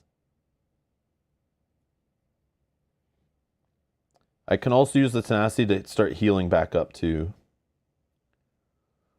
Yeah, let's try that. Okay, so we're gonna move 1. Let's fill up our bar, why not? Actually, yeah, let's just do that. 652. We got 651. Sure. Let's just take a light fatigue. Open. Barnacle-backed coral crab. When you gain a status die, you may instead place an HP chip on that. Here's the problem. I have all empty slots. So I put him here. He's never going away. I can't put him back here. So let me just put him here for now. Because these guys aren't giving me status dice, so. Okay, so that one's gone. 2, 3. Actually, we gotta open it first. 6, 3, 4.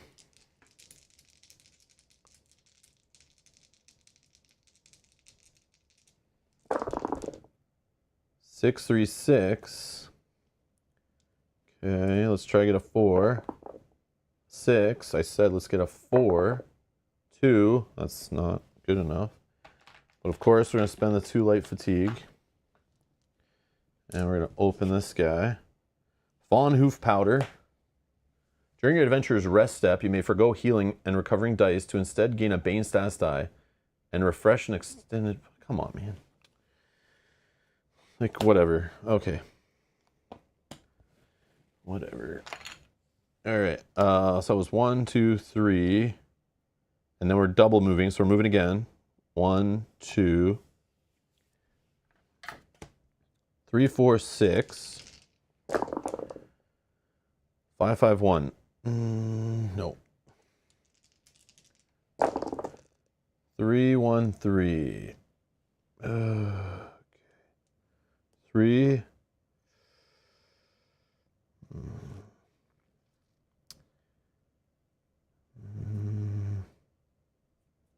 No, let's roll both. 4 and a 2. Okay, so that's a lot of... we'll just do 4 light fatigue. Should I even... Yeah, let's just do it. This is not how you're supposed to do it, but I'm going to do it. Desperately looking for some good loot. Like maybe a weapon. Ornate Scabbard. Do it. Do it. Perform an additional engage without gaining light fatigue. The engage must be in... Oh, that's our stance. Okay, this is something that's kind of useful. Kind of. Okay, and then I can spend a tenacity to move 2 more. So I'll move 1. And then at the end of the movement, if I'm adjacent to no enemies, I can heal 1. I'm just going to do it now so I don't forget, but I'm probably might move 1 more. Oh, Scabbard is great at highest difficulty? Yeah, because then you're not taking any, right? Oh, yeah, you're not taking any of it. Yeah, yeah. It's not just 1 less, it's like none. 2, 4, 5. 2, 1, 3. Looking for a 4 and a 5. 1 and a 1. No, I said 4 and a 5. 3 and a 3. Oh, I should not. I shouldn't. That's 3 more light fatigue. Man, we're never going to win this battle.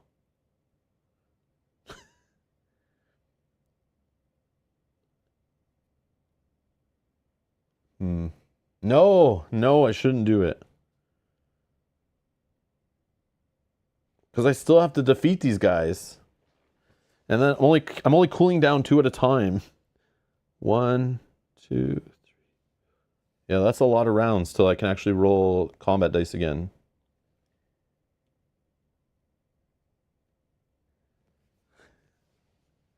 But if you stealth afterwards, they can't hit you for a while. Yeah, true. Oh, man. No, I could just try the next round, right? Or I shouldn't be trying next round. Yeah, I'm not doing it. You guys are bad influence. Dominic, I respect Dominic. I'm not doing it. The rest of you, I don't trust you at all. I'm just kidding. All right, so this goes... Does this go at the back of the deck or it stays there because I didn't open it? I forget. Obviously, I'm not the type of player who ever leaves loot behind.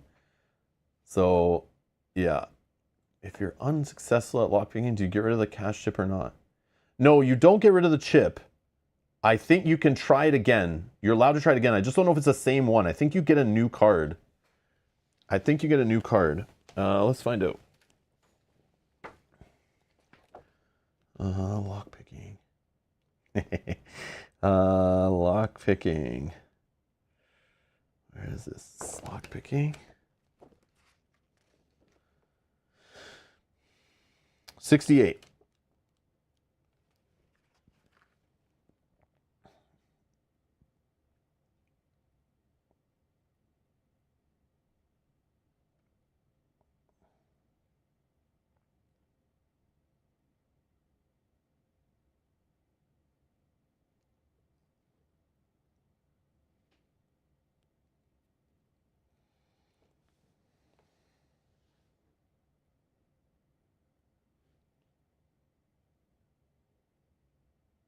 Oh, the cash is gone, you think?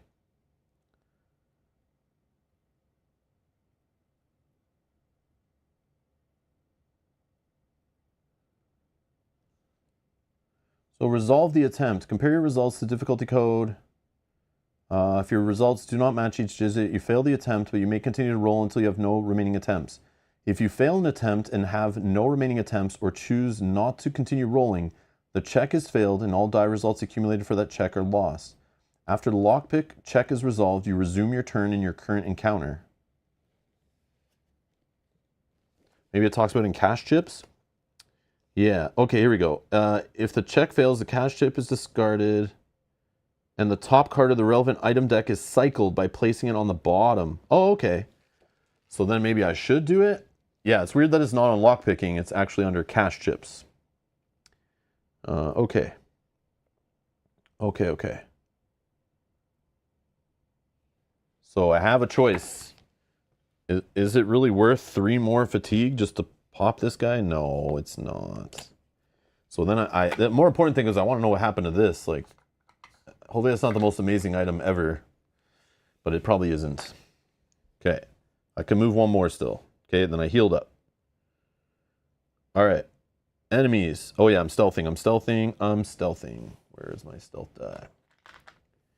So once per encounter, Hunter's Eye. Boom. Stealth is this one. Stealth.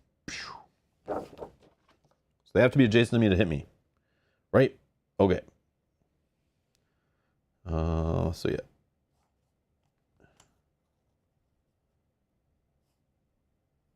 One, two, three, four. I think he just moves like that because he has range to me now. So, but he can't hit me, or does he move like he's melee? I don't remember.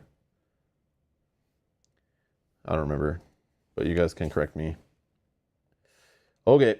Turn 3. Cooldown. This goes away. Can they get in range to make it worth stealthy? I think they move as if melee, right? Yeah, okay, that does sound right. I was thinking the same, but I wasn't sure. I was feeling like that was a different game, but yeah. That makes sense. Just moves 1 extra space. Okay. And then if I damage them, do I lose stealth? Is that how this works? Yeah, after I deal damage, this die is removed. Yeah, okay. But I can still go after the next loot. So I'm going to move 1. Let's try this. 3, 1, 5. 3, 3, 4. Is it worth locking in that 4 as a 5 with 1 fatigue? Maybe.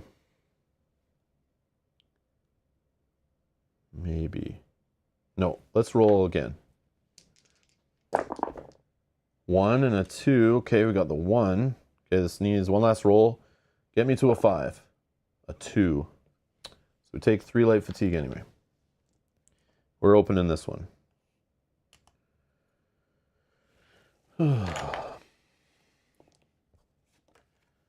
Glyph of Stamina Recovery. Enchant round counter. After adventurers take fatigue damage during the start of a fatigue round, set the round counter to 4. The next time a battle ends, discard this.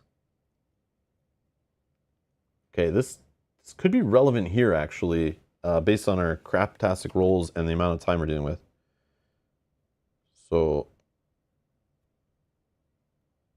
I'll just put this here for now, I guess.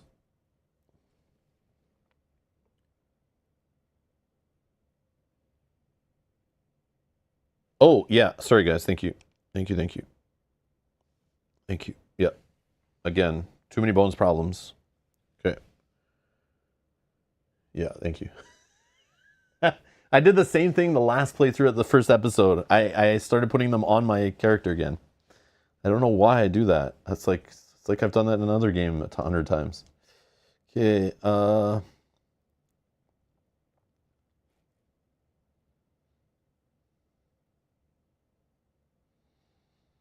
I moved 1.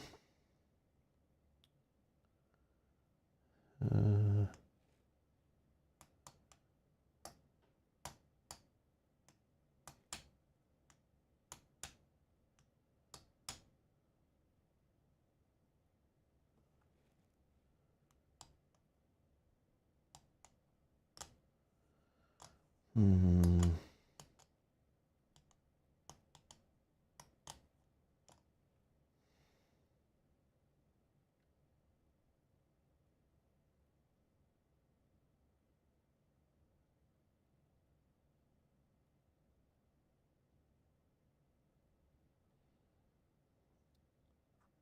Yeah.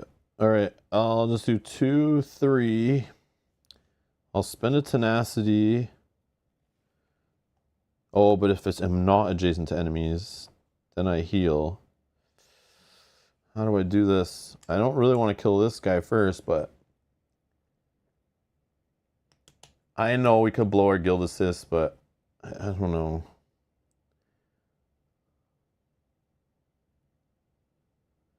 I just have to roll like the symbols on these brown dice and we're just like, we're golden. But if I roll blanks, like that's sucks. Yeah.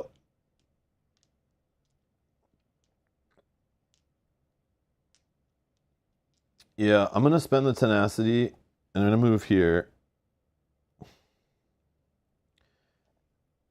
And we're going to attack this guy again. Wait it out. Enchant counter on round 6. Just heal.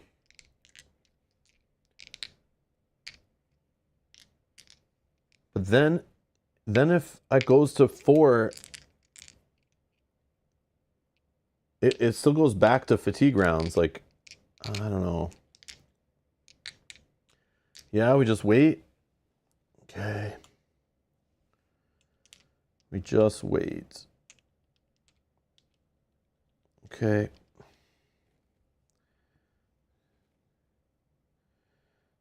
I'm just worried. Yeah, because I can enchant it. I know. Okay, so I'll just move. Yeah. I don't need to move. I'm going to do the cooldown thing, though, or the rousing speed, just to get another health. I'm not going to move, though. Like, I'm ending my movement. I'm adjacent to no enemies. I heal for 1 HP, right? Okay. And then they move.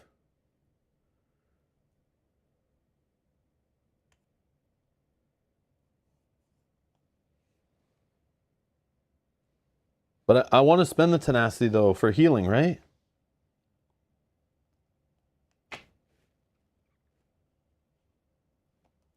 Yeah, because, yeah, I feel like it's an okay spend for healing.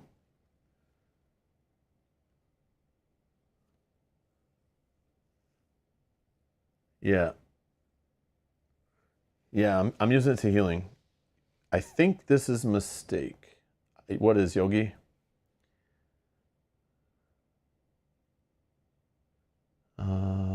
Joni is asking, hi Rob, have to ask, what's the best single player game, board or card? Only you can answer that question. Because I don't know you. I don't know what you like, what kind of money you have, space in your home, what mechanics, how many, anything about you, what themes you like, what's available to you at your local game store. That's such a loaded question. Nobody can really answer that except for yourself. And if anyone tells you what it is, you can't trust them. You can't trust them. Anyways, all right. But I have fun finding the answer to that question. The journey is better than the reward at the end.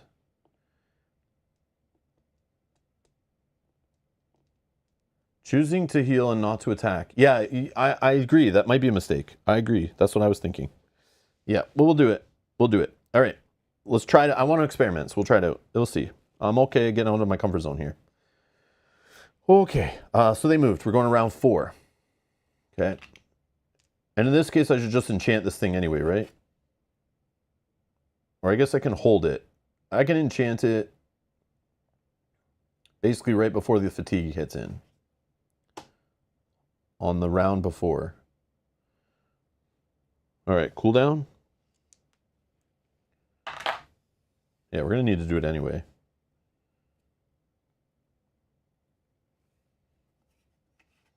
Yeah, I'll just enchant it.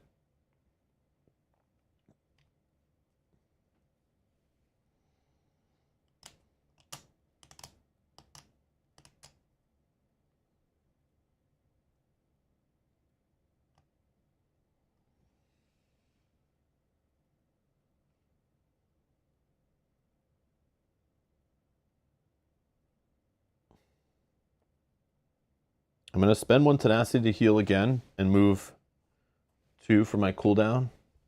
Oh no, if I'm not adjacent to enemies, I'll move like this. End of the movement, I get a health. Then I'll move regular. Let's go here. And I'm going to attack this guy.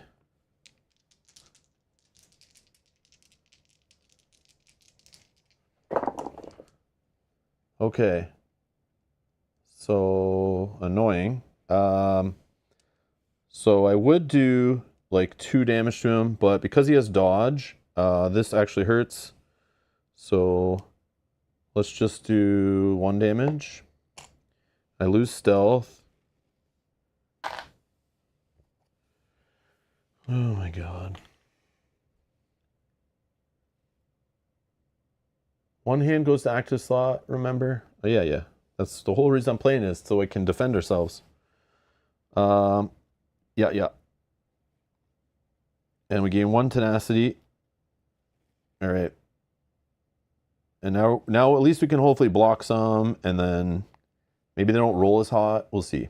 All right, let's just do it. So range dude hits for 2, of course. So I can use both dice, right?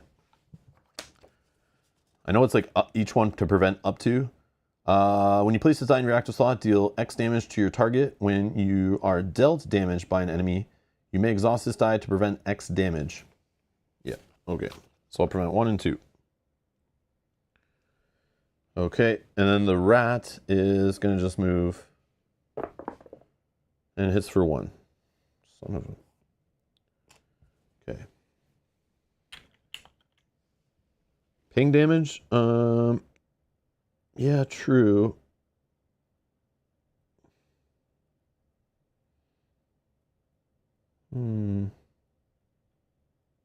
Yeah, true.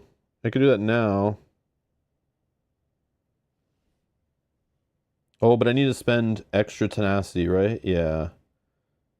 I need to have more tenacity. I probably should have did that when I got that other tenacity before. Yeah, that would have been good, but oh well. Yeah, because both these guys have no armor, right? So they would, if I could have got up to like 3 or 4 tenacity, I could have like really put them down to like nothing.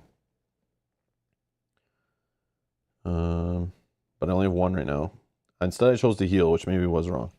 All right, they're done. Round 5.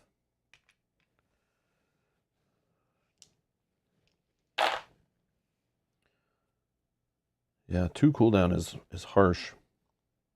But also having 5 chests on the map was also very tempting. Okay, so we're going to, I guess, roll this. Yep.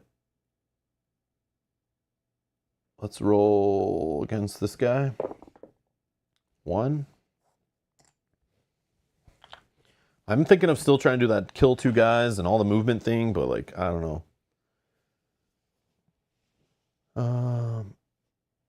Yeah. Zoom out. Okay. So now they attack. Oh, I can still move away, right? 1, 2, 3. So just this guy will hit me. 4. 2 damage, really? That's fantastic. Fantastic. 1, 2.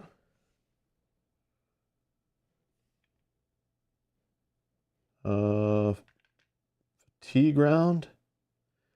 So I take over fatigue. I take a true damage down to 1 health. Awesome. I probably should have used this again, but now I have to. Oh, and then I reset this back to 4.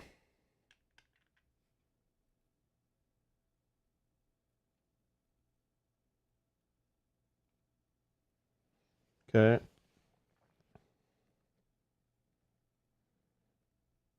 And then I cool down.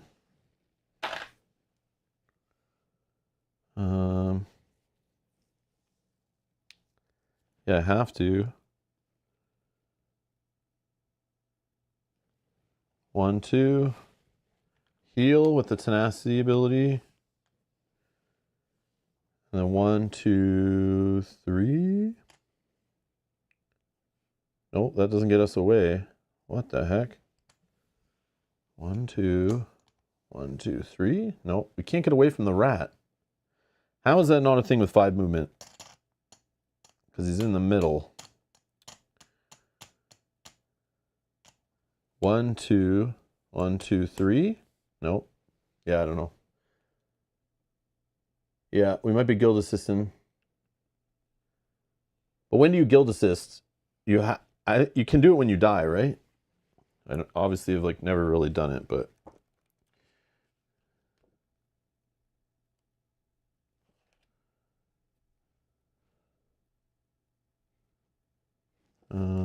this should be in here, right? Yeah. Oh man, this is rough. Guild assist. Yeah, this class maybe is not what I should be playing. Guild assist 51.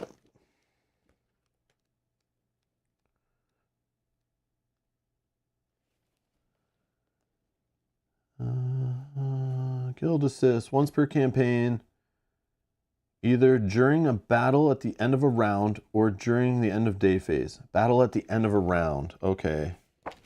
Okay, battle at the end of a round. Because right now they can kill me, right? Yeah.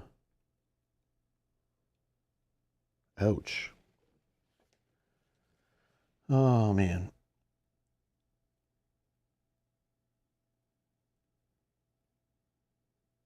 I immediately would heal to full HP, then remove all light fatigue. I should have did this earlier. Over fatigue and status dice from the cooldown track, and may recover any number of exhausted or drained skill dice. Yeah, that sucks to use it now, right? But, oh well. Yeah. End of the round is after enemies, right? So I should have used it before, but okay. Yeah, we might just die then. That's fine. I mean, I'm okay. Like I said, if we die in the campaign and we can't continue, like I'll just not stream the rest of it. That's totally fine. Totally fine. I just scheduled the streams thinking like, we'll be fine. We'll get there, but just so people knew. Only thing that happened. Oh, I see. So you're saying rewind it? Rewind it so we get 2 back? And we pretend it's previous round before this happens. So it's really going, it's end of round 5 then, is what you're saying. Okay, I see what you're saying. Sorry, the chat delay, there's like a delay to it, but yeah. So then you guys are saying stuff and I don't know what you're referring to. Stupid delay. Okay, so end of the round 5, I do this thing, which gets rid of all this, puts these all back. Kind of crazy, actually.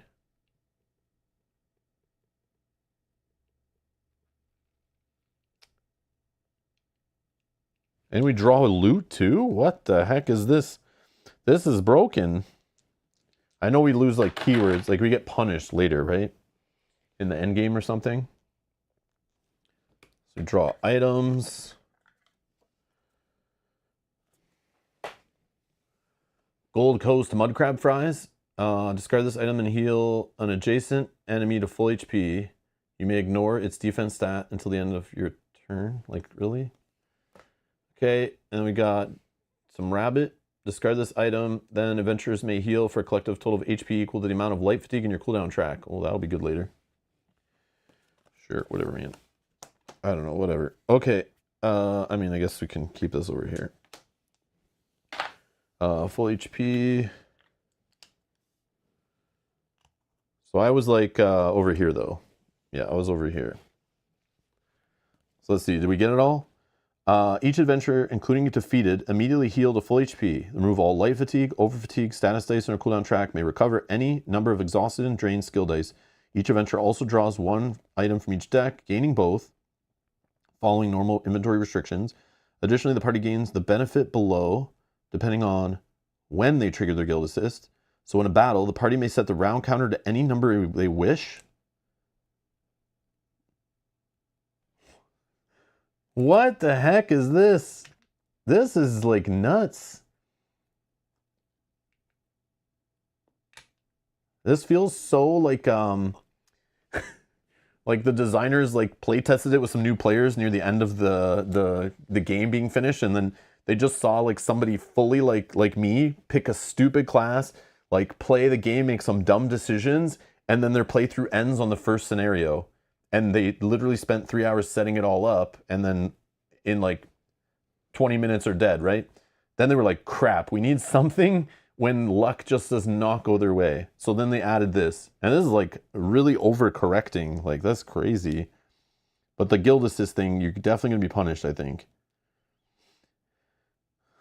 And you even bring them all back to life and get to deploy. And so you're playing like 4-player, like everyone comes back to life. That's crazy. After the ability is resolved, the party must add the guild assist in its campaign journal, major keywords. After doing so, I can't gain the keyword from this guild session for this session. What the hell? This is weird. Feels like very Band-Aid duct tape bubblegum kind of rules edition. But whatever, man. All right. So, major keyword, guild assist. Yeah, I don't think we're going to get very far, guys, if I'm already struggle busting on the first freaking scenario. But that's okay. It was an experiment. I was thinking of just doing a stream where we just do the first session, trying stuff out, and then not go further. But then it's like, I didn't like Too Many Bones how I felt it didn't go far enough until you added the campaign mode. So, like, why would I not play with campaign mode, right? That's crazy. Deslandra knows. One-time cheat code? Yeah, that's like broken. I knew there's the one about helping you move on the overworld map, right? I always thought of that one, like using it for that. If you ever got stuck, you know, like had a bad like weather on the one map or you're trying to get across it or whatever. It lets you like move a whole bunch, but during a battle, that's insane. Okay. So now we're going to round 2. Right? Yeah, that feels a little weird. Then I should have just opened that other chest. Like, if I knew I was going to guild assist. Yeah, that's weird. Okay, anyways. Like, you might as well just, like, cheat and then, like, do it on purpose. Yeah, you still can retreat, too. That is the thing. Yeah, you could always retreat. You can retreat, right? Yeah, that's true. Yeah, I always only think of retreating from, like, delves, right? But I think you can always retreat.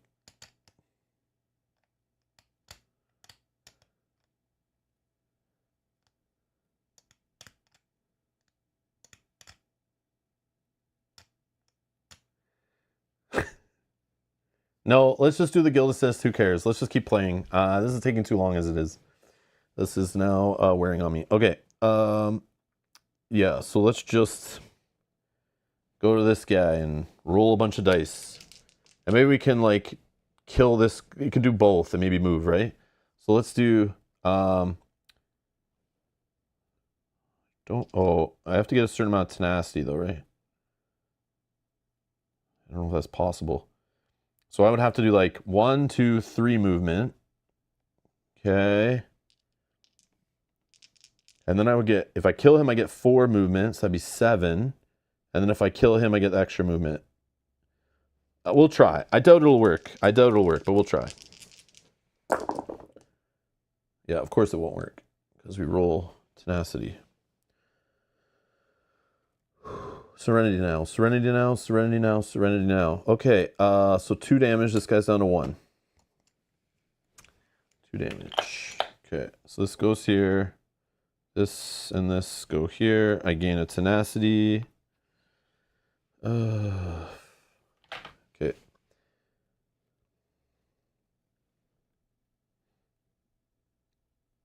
I'm gonna just, I gotta kill this guy. Okay, dead. I take rot. Oh, that goes here first. Then I can move. I can't get away from this guy. He has 4 range. But I don't think it matters. So I move 3. And then 4, 5, 6, 7. Sure, why not? Okay. Now he goes, attacks, blank. Whoa. Whoa, they can roll like I do? All right. Round 3. Cooldown of 2.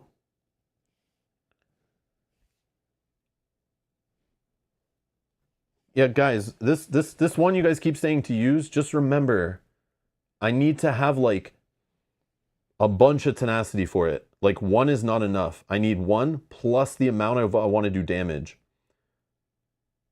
And the damage I get is only for additional tenacity spent over the 1. I can't just spend 1 and do 1 damage. I have to spend 2 to do 1 damage, or 3 to do 2 damage, or I have to spend 4 to do 3 damage, or 5 to do 4 damage. Yeah, this thing sucks. It's very expensive, which is why we're trying to build a tenacity generating build, right? And this one on the same, it's the exact same on the other side, except for we can hit all adjacent enemies, which is cool, but we don't have that. But it's still the same idea. You spend 1 and then additional tenacity to do additional damage. Yeah. Day 2 is horrible. It all sucks. All right. So now we're going to attack this guy and get me out of this nightmare. So this will just do 1 damage to this guy. Boom, he's dead. All right. Oh, no, it doesn't, because I rolled a tenacity, right? Yeah, he's dodge. He's dodge. So that will go there. I get a tenacity though. Like I'm okay milking tenacity right now, building it up. That's fine. And yes, right now I can spend the 2 tenacity and kill this guy, but we have defense. I'm okay. We're back in round 3. Let's like make the best of it. Okay. So he's gonna fire at me. Blank again. Oh, look at the dice gods are laughing at me. They're like, yes, we'll give you all the best rolls now that it doesn't matter. Once you have all your defense ready. I could put these down here now to get them back, but I don't think so. Okay, anyways, round 4. Cooldown. So let's just roll this one. Maybe get some more tenacity. No, we killed him. That's fine. Okay. Yay, we won. 1, 2. So we got 2 experience. Yeah. What are we doing? 2 experience. Like, I feel like I need to hold it for cooldown. But I think I don't need it if I can just get some tenacity going. So maybe... Oh, I know what we do, maybe. We go for this. Heroic Slash. Deal 2 damage to your target for each shield discipline die in your active slots. Or do I just take another level 1 die so we just have more dice to roll? I don't know.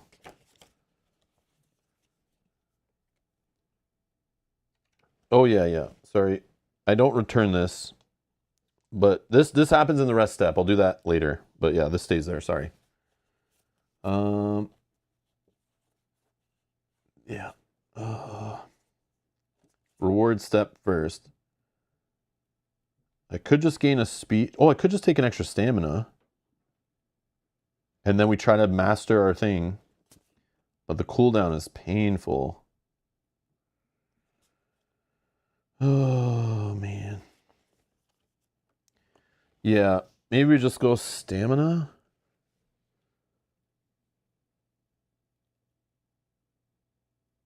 One hand or speech.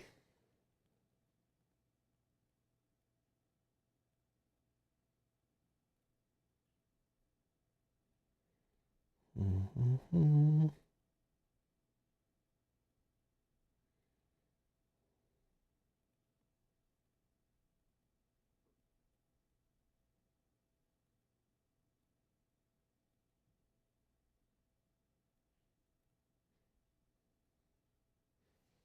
And it removes them, doesn't it?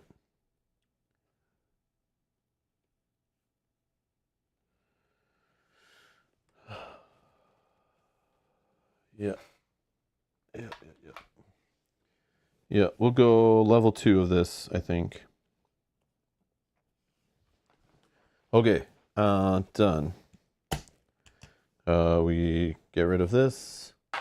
We heal, but I think we're full. Yeah, we're full. Okay, these guys go back in the bag. Sweet. Okay, wow. Overland. Increase the peaceful track by 1.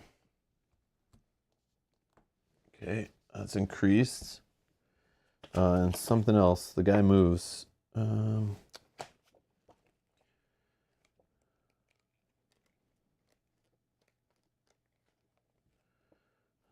Symbol 1 hex. They move 1 hex.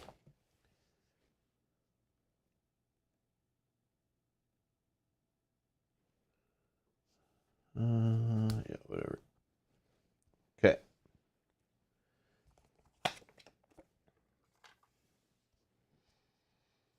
Anything else?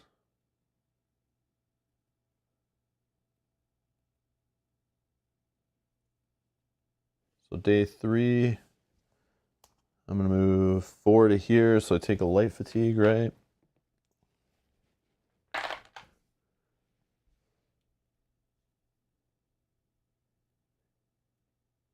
Yeah, I took this for the offense reasoning. I took this just because I feel like if I can do more damage, maybe that's like what I'm missing.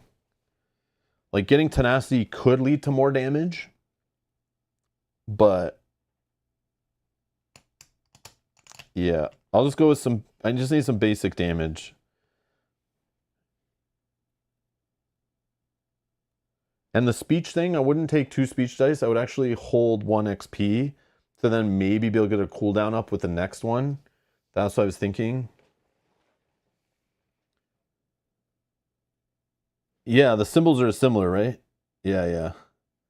I feel like these symbols are same from like Too Many Bones or something that were like I had the same problem with. Okay. So we're here. What happens? Travel to the Redford trading post, successfully complete a peaceful encounter there. Okay. Money tree. Place 6 cash chips in hex A and deploy. Oh, is this like a flicking one? Yeah.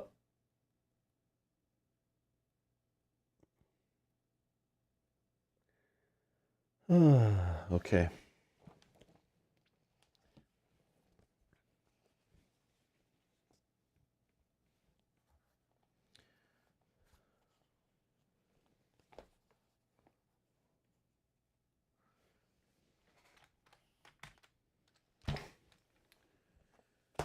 Okay, place 6 cash chips in hex A.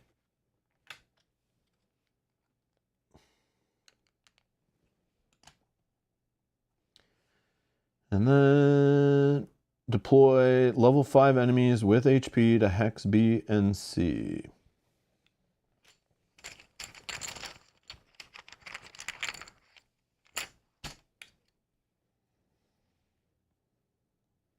B and C with health.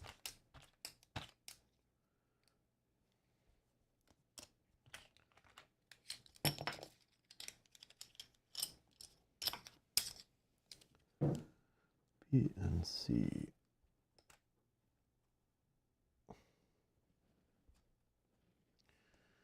Okay. You have 4 total attempts to flick an adventure's character chip. From hex D. Oh, I have to go the other way?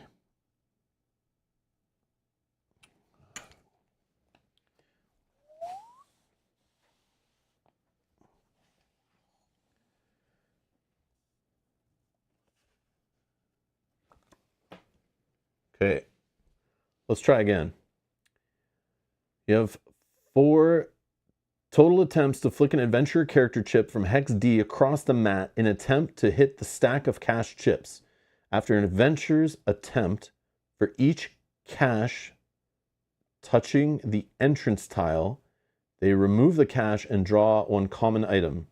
If an adventurer has the ledger main skill line, they draw awesome loot instead. Any enemy chips knocked over are placed on this card, and a new enemy is deployed to its hex. Persistent. At the start of the next clash, add all enemies on this card to the enemy pool and deploy them last. Okay. So how I would do this, because I feel like the loot's kind of garbage, and I feel like we just spent our time getting a whole bunch of loot and we're very underwhelmed. So how I would do this, I would put this here. I wouldn't even set this up, to be honest, because what I'm going to do is do attempt 1, attempt 2, attempt 3, and attempt 4. Oh, I got nothing. And then I don't want any extra enemies. Like, I really, really don't want that. It's like not worth a loot. Not at all. Not even close. All right, so I didn't hit any enemies. I didn't get any cash. That's great. Big a waste of my time. Okay, cool. All right, we'll just put that like that. This should be here, discarded. This one, I get 1 XP.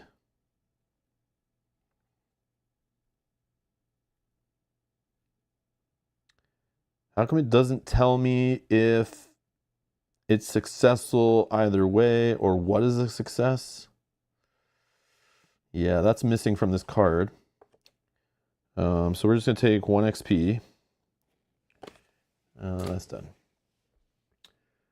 Yeah. Yeah, I'm not doing that. That's not worth it. Not worth it. I mean, the best weapon for my class could be sitting right on there. It's not worth it. I don't care. Don't give a hoot. If we didn't just get a whole bunch of loot, like if we had no loot, maybe, but we're not a solid build here, I don't think. So we need more cooldown or we're just gonna suck. Okay. So then what? This is complete.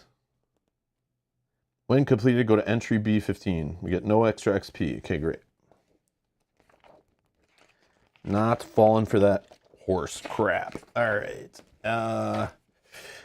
You do a favor or two at Redford Inn and learn that Dushkull, along with a well-armed escort, has headed to Horseshoe Island, a pirate-ridden isle of Valenwood's north coast. Off Valenwood's north coast. It seems that Dushkull wants a minor Daedric artifact that's hidden amongst the Buccaneer's booty. You recall that wood orcs worship one of the lesser Daedric gods. Perhaps Dushkull's quest is related to his religious practice. You consider your options. If you move quickly, you could arrive at the island first and set an ambush for the orc, concluding the contract in a swift and effective fashion. Quest objective: travel to Horseshoe Island and initiate the following clash, recommended by day 7. Add the chief guy to it, deploy him first. If you reach Horseshoe Island before him, remove HP equal to 5 minus player, so 4 HP from him when he's deployed. Normally he has 5 HP. Okay, whatever. If the token's set aside, he deploys with additional HP equal to player, so 1 extra HP. Okay, again, not that threatening. After this clash, remove the token from the overland map. Ongoing step effects. He's still moving across, same way. He's still going there. Always takes the shortest path. Oh, if he reaches Horseshoe Island, you remove him from the map. If his caravan reached Horseshoe Island in the previous step, it remains set aside. Okay.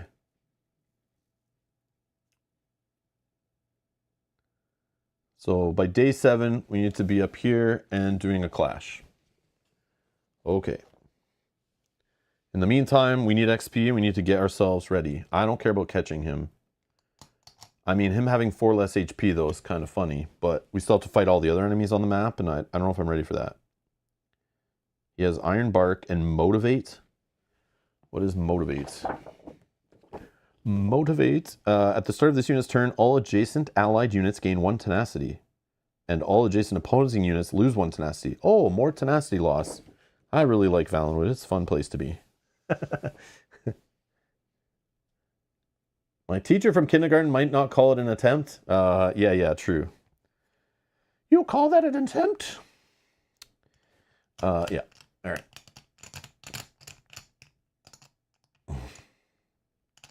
Okay.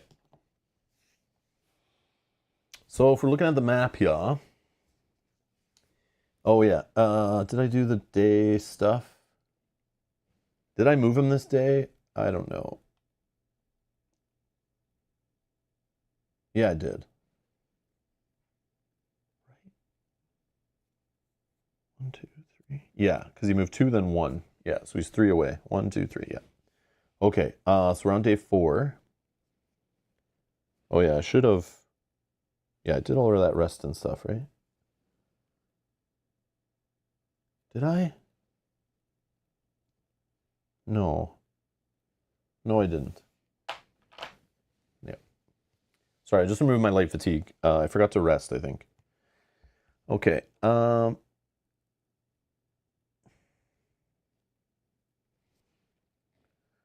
we just do another fight? I can spend XP. Do I need to spend XP? Or am I holding it? I think I'm holding it. I think I'm holding XP. I need 1 more cooldown or more stamina, and like this 1 is getting me nothing. It's getting me a speech die maybe. Or maybe an acrobatic die, but like I don't think so.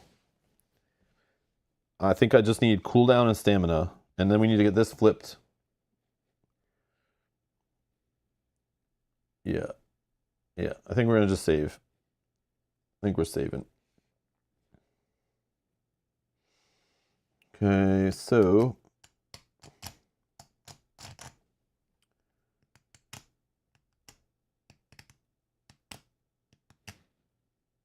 that means we're at 5 XP, right? Yeah.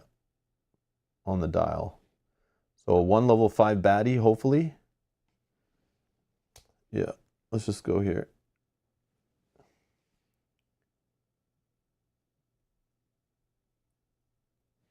This is day 4, and then day 5, day 6, day 7. I mean, maybe we still beat him there just by moving and doing our own thing. 1 more fight, then cooldown of 3. Yeah, that's what I'm hoping. Oh yeah, let's do that. I'll spend the XP just to gain a tenacity. Genius. That sounds like the best option. We're gonna win for sure, guys. Okay. We don't need that enchanted item there anymore. I'll set this to 1. I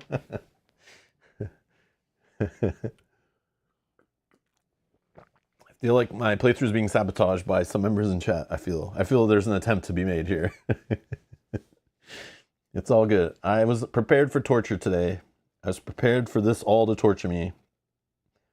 And it's working so far. Okay, so let's do the combat. Okay, I'm assuming we don't want to choose the highlighted red one, because that's usually like annoying, right? Yeah, I don't want to increase. So for this battle, use quest unit Arvan as a companion controlled by the party. Increase influence tracks by a collective total of 1. No.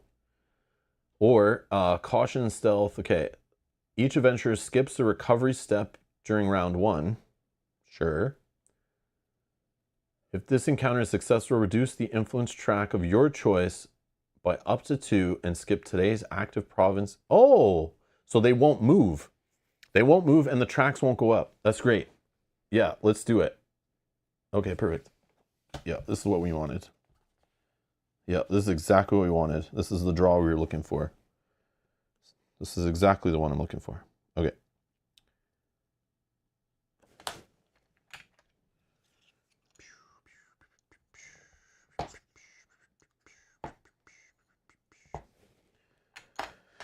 Okay, and then we need a level 5.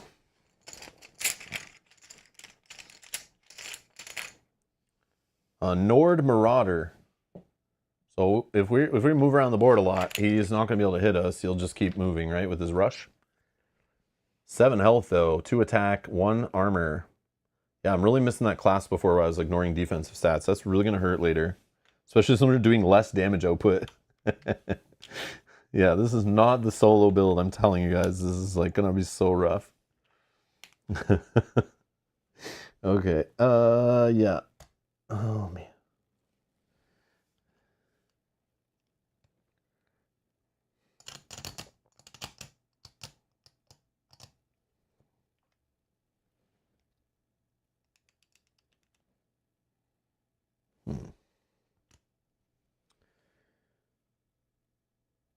Like, obviously we go for loot, right? And just let him come to us. We can fear him. It just costs 3 tenacity. But his native I don't care about. And the rush stat is actually like usually beneficial the way I play. So like if he can't reach us, he'll just rush instead of engaging. So he'll just like get closer to us, but he doesn't attack, right? Because he's just rushing instead of engaging. So it's like, yeah, you can just like kite this guy around the board in solo and like he just never hits you. Like that's just the way you play. And since I have tenacity spend, I can actually move away from him. I need a bigger cooldown. Right now I can't really take advantage of him as well, but if I had a bigger cooldown, we could like really make this guy like not a threat. But yeah, if we turn off his rush, that might be fine. Loot Goblin, 1, 2, 3. I really want to just loot that one, but yeah, we'll just double move. Loot Goblin activated, which got us in trouble last time, and I've learned nothing.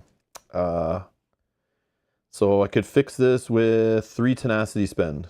I could just lock it all in. But that seems high.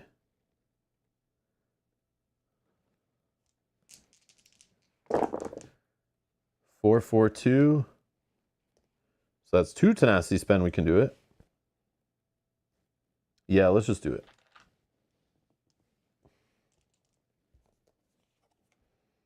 Iron Dagger. Okay, it's a weapon we can use. Is it good though? If you only roll a single combat skill die with no additional dice in this engage, set the result to 1 and treat it as dealing true damage. That might be good actually, since we have trouble like with enemies' defense and with stupid Divert is one of them, right? That's annoying, where you have to get them down to like 1 health, and then like we always have to do an extra engage and try to hit. This one can be that hit, but it'll always work. It'll always work, which is nice, right? Yeah, I think it's okay. I think it's okay. I'm okay with it. It's good. It's better than nothing, I think. Okay. I could go for this, but I don't think I want to yet. We'll just let that guy rush to us. 1, 2, 1, 2. Okay. He rushes down here. Can't hit us. Next round. Cool down.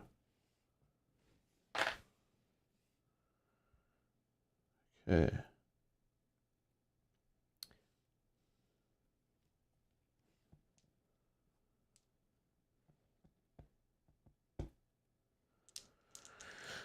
I guess we're engaging. Oh, no cooldown, right? Thank you. During round 1. Oh, no, I did that right. I did that right. On round 1, I didn't cooldown, did I? I don't think I did I? I'm on round 2 cooldown right now. Yeah, I think I did it right. I think I did it right. We're good? Okay, okay. Yeah, you confused me. I'm like, wait, did I not do it? I'm pretty sure I did that. Yeah, okay, we're fine, Okay. I was like, I purposely didn't pull anything out. I thought I did. Okay. Oh, okay. All right, so we got a 2 and a 1. Okay, so we'll do it in order here. So 3 damage, he blocks 1. Okay, and we can add it together, right? This one will help us too. This one is the exhaust any number of shield discipline dice from my active slots and deal 3 damage to your target for each one exhausted this way. Yeah, we could just do 6 damage to him right now. And we already counted his defense. We add all the damage together, right? So he only has 5 left. Exhaust. When does this go in, though? This goes in after. I exhaust and then put this in, I think. So he's dead. Yeah, that die was the right choice. Okay. Yeah, I still have move. I just want to go for this. I just want to go for this. Yep. Oh, I get move right now from defeating him. I get even... Oh, how many... That's 4 move. Hold on. 4 move for defeating him. 3 move on my turn. I'm 1 short, right? And then I could do this to move 2 more. That's not enough. Yeah, never mind. I can't get 10.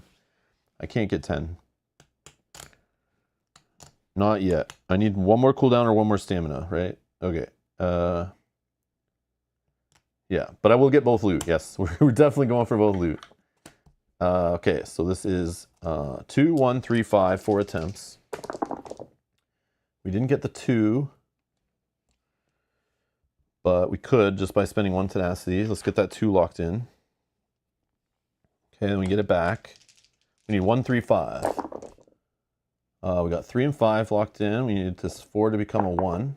There it is. Thank you. Thank you. That turn was a 1. Okay. What's this? Vine Dusk Ranger War Banner. During your adventure rest step, remove 1 light fatigue. If you are a high elf, Khajiit, or wood elf, yeah, you may gain 1 bonus HP instead. Okay, we're getting the good stuff now. We're getting the good stuff. We are getting the good stuff.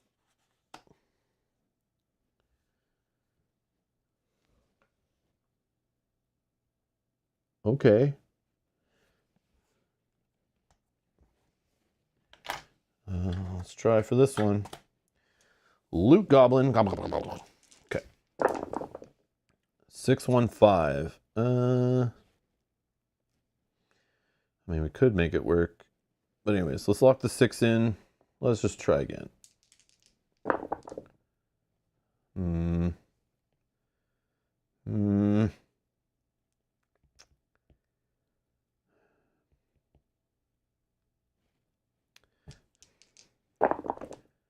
Oh, no way. We got the 4 and the 3. Sick. Okay. Garbage. Stupid mage trash. Get out of here. At least we didn't take fatigue for that one. Okay. All right. Beautiful. Okay. So 2 XP. Great. If a success will reduce the track of your choice by up to 2 and skip today's active province step effect thingy stage thing. I think I don't want peace. Oh, no, wait. What was worse? Is the town effect worse or the peaceful effects worse? Peaceful will force us to take unstable, or the town will have to start spending tenacity. What is worse? I feel like I go to peaceful's more than towns. Peaceful. I'm reducing the peaceful. I know I should be avoiding spending tenacity, but that's what we'll do. Okay.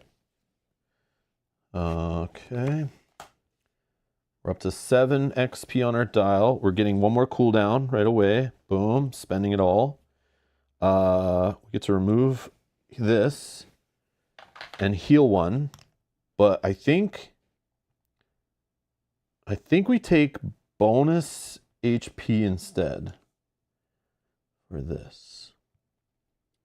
Yes, let's take a bonus HP, which doesn't go away till the end of the next combat, right?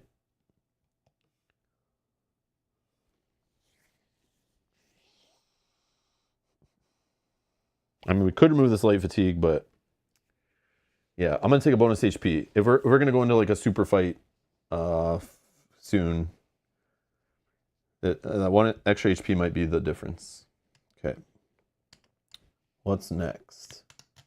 So we're going to day 5. We skip the step. Right. Where can we get some more XP on the way?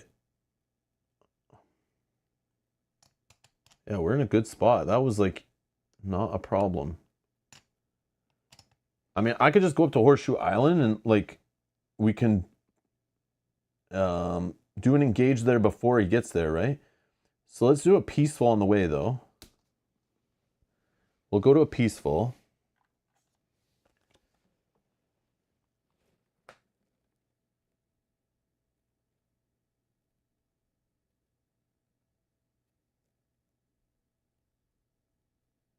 Yeah, I probably do this, right? I could get 2 experience, but I'll gain 2 over fatigue, and I skip the rest step. I don't know if that might be too harsh.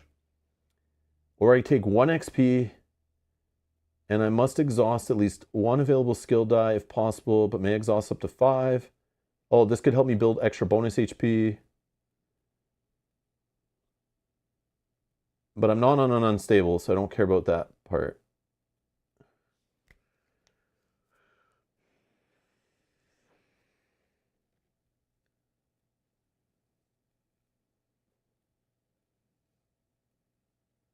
I feel like I want to go the second option. Is that too greedy? That's probably too greedy.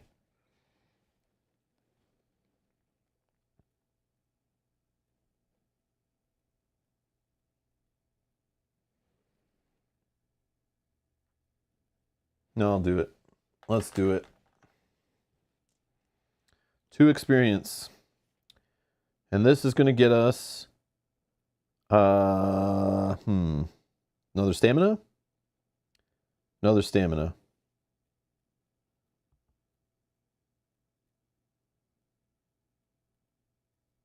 Or do we go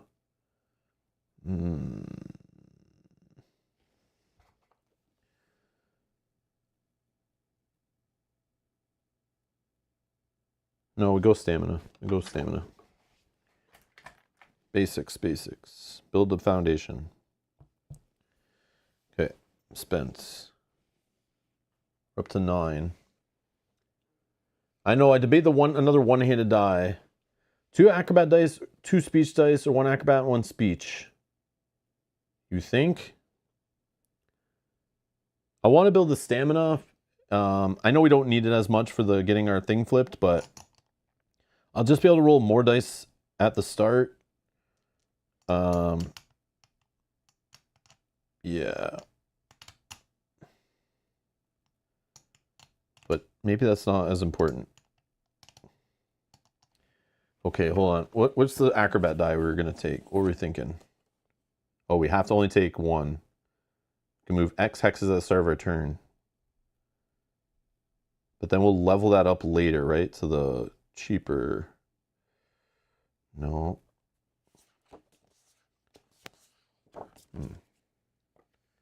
We want the tenacity generators. The level 3 one-handed is either defensive posture. After you're engaged by an adjacent enemy, roll 1 enemy combat die for each damage dealt to you. Deal the rolled damage back to the enemy, then exhaust this die. Yeah, just like a retaliate. Or shield charge. 50-50 shot on these. Recover any number of shield discipline die from your active slots and cooldown track. Oh. Deal 1 damage to your target for each shield discipline die recovered this way. Or deal 1 damage to your target for each one-hand and shield skill die you have trained. Well, that's interesting. So definitely more damage output is what this is doing.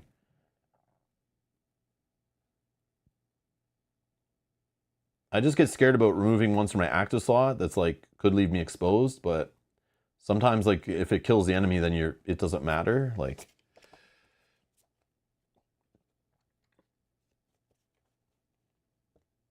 how many speech die to get the tenacity one? You just get it right away. They're all level 1s. On the speech die, it's only level 1s. They're all level 1, so I can just grab this one right away. That's why I'm not worried about it. I could just get it when I have a spare XP, and then there's nothing after that. It's just all level 1s. All level 1s.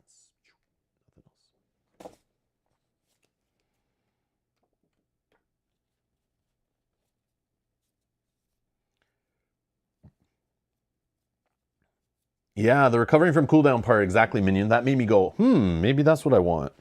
Because it's a problem when I get stuff in my cooldown track all stuck up.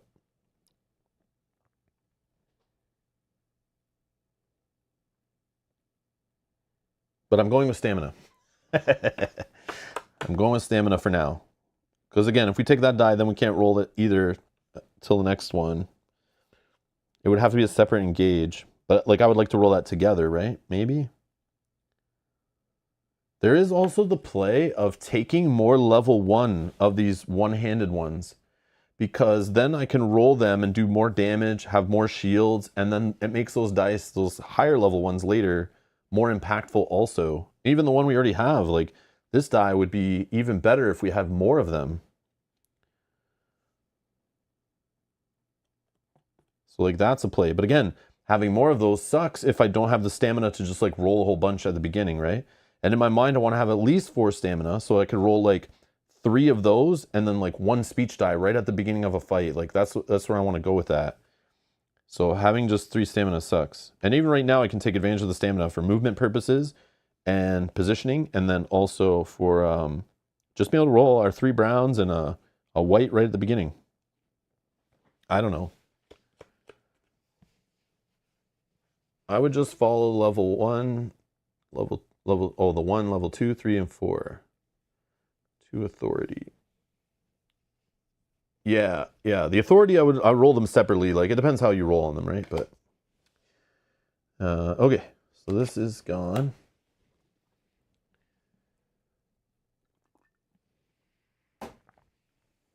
Okay. So that was day 1, day 2, day 3, day 4, day 5. So we're on day 6 now, right? And this one, we skip the step for the overworld one, right? Or that was last one. That was last one. This one we have to do it, which was this symbol, which is increasing the town influence track is now at 2. So now towns suck. And this guy's moving 2 hexes. 1, 2. He's almost there. Okay. So this round, I think what I want to do is actually go do a fight there, but like that might be risky because we're on 9. So that's like a level 5 and 4 level 1s. Yeah, that's maybe not the play.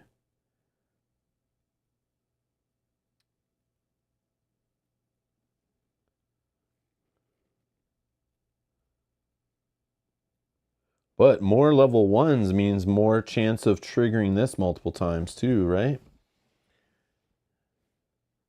After I defeat an enemy, I can move up to 4 hexes. I may move through units during this movement, and then I could get my upgrade going.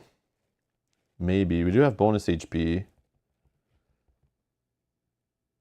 Oh, I have 2 over fatigue from this, right? Right here. The recommend day for the fight was 7. So I could just do that now, right? But then I also have a quest enemy, a level 5, and then 4 level 1s, all in that fight. Although he would only be a level 1 health. And yeah, I skipped the rest step too, right? Yeah. That's the scary part. So it's like part of me wants to go and waste a day before that so I can clear out 1 over fatigue. So I'm not in that fight with 2.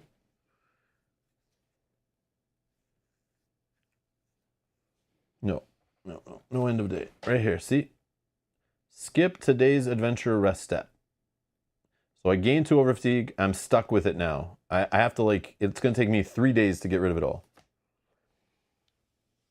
Which is, it was risky, super risky, but.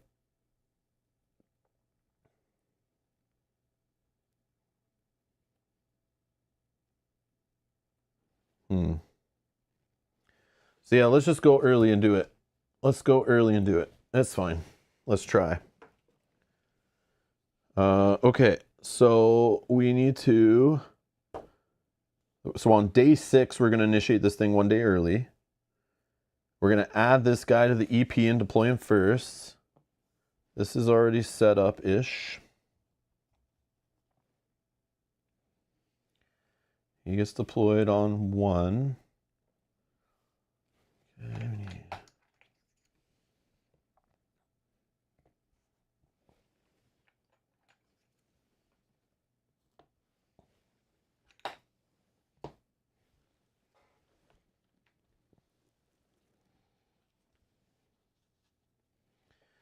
And we have some, whatever this is called, like obstacles or barricades or something. Got that there. If we reach Horseshoe Island before him, remove HP from him 5 minus player count. So 4 HP when he's deployed. So he deploys with 5, but I remove 4, so he only has 1 health. Okay. And then after this clash, we're going to remove this from the map. So I'll just remove it now.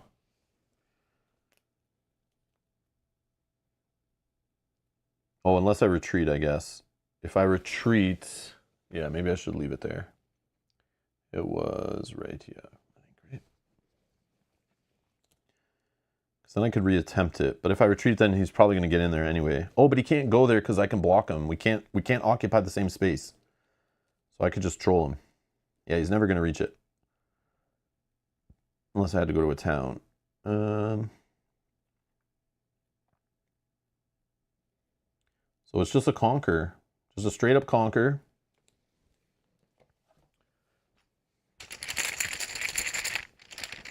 We're going to smash them as long as they're not dodge. Yeah. That's when I need to use the fear die. I use a fear die on dodge. Like, that's how bad I am. Most people use it on things way worse. I'm putting it on level 1 enemies that have dodge. Serenity now. Oh, decay and ethereal. So basically, like, this guy's just gonna kill himself, but I don't have magic stuff, so I don't think I can really do much to him, right? I think that's how it works. Oh, this should be the 5 side, right? Sorry, it should be the 5 side. Because we needed 9, right? Yeah, we need 9. So it's actually ethereal and recover on a wisp mother. Okay, this goes to here. Okay, now we pull 1s. Roll 1 die at a time versus dodge. Yeah, but Yogi, when they're all blank tenacity, that's still just 0 damage. So, like, I don't know. No way I drew this dummy again. Come on, man. I'm gonna have to remove this guy from my bag by accident. Okay, this guy's going up here.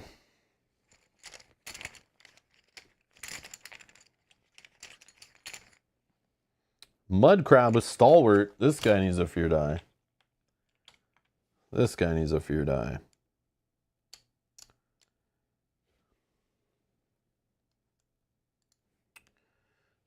He goes to here.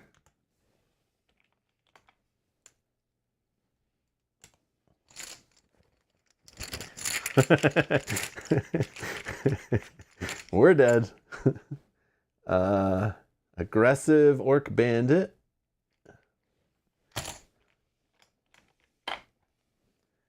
Okay, this one goes to here.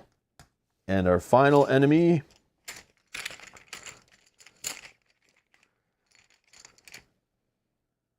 Oh, no, not another dodge. With 5 HP. No. No. Oh, man. Okay. Okay.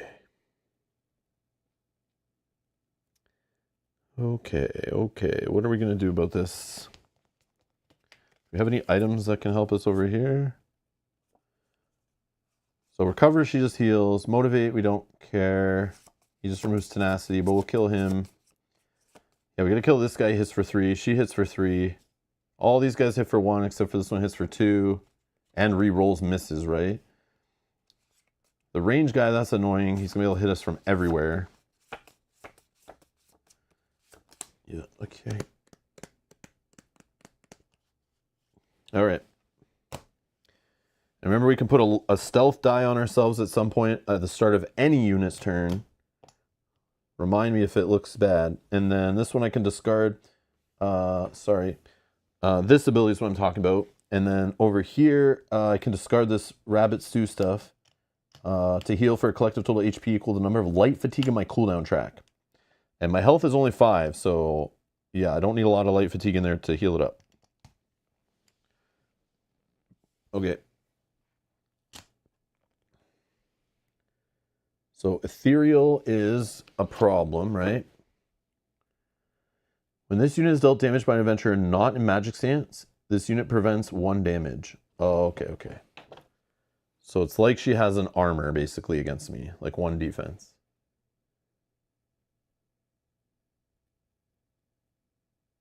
Yeah, dodge is going to cripple me, I know. I do have a bonus HP, but not for healing purposes. That doesn't help me.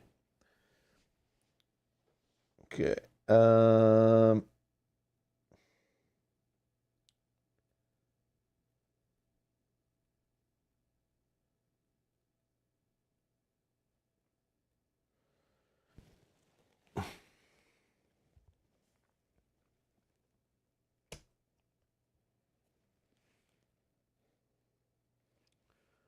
So if I start here, 1, 2,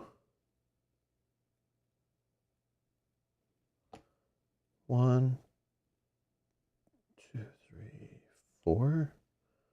I don't know how I flipped on my master side, but I feel like it might be possible by just killing him.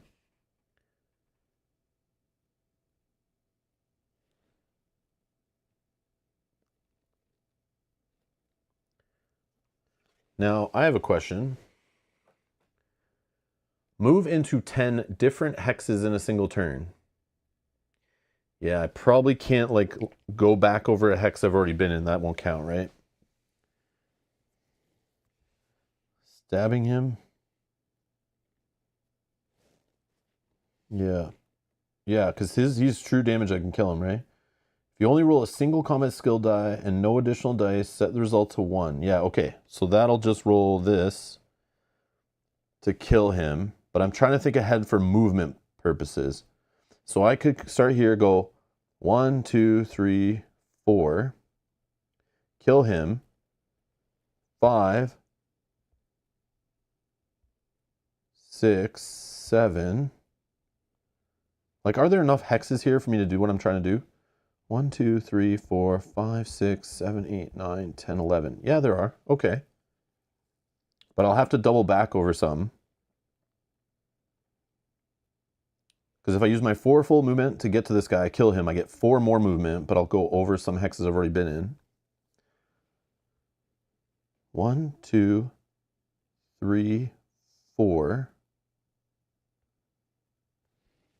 And what is it again? Move into. So I moved into 4 new hexes. I kill him. I then move 1, 2, 3, 4. That's only 2 new hexes, so that's 6 I've moved into. I can't kill her, but then if I spend a tenacity, I move 3 more. No, that won't work. I need to do it better. 1, 2, 3, 4. Kill. 1, 2, 3, 4. That's 3 new. That's 7. And then I spend 1 tenacity, and I get to move 1, 2, 3. Heal 1, which I don't need, and then I'll get my master. Yeah. Yeah. I can do it. I can do it. Okay. I just need to make sure so I didn't do all that and it doesn't count. So I'll move. I have 4 stamina. So 1, 2, 3, 4 hexes. So that's 4 new hexes. Okay. I'll do the stabby stab with the iron dagger. So that's automatic kill. This goes here. Oh yeah, I forgot cooldown. Forgot cooldown. Okay, so this guy's dead. So I get 4 movement. And I may immediately move 4 hexes and I can move through enemies. I don't need to. Oh, but that will count as a fresh hex though. But I guess I don't need it to. So 1,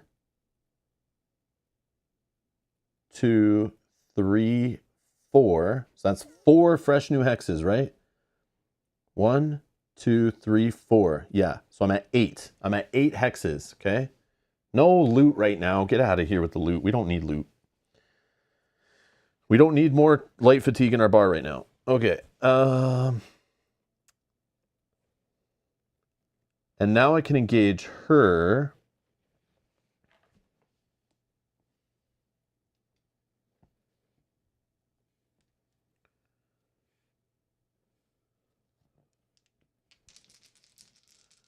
Right?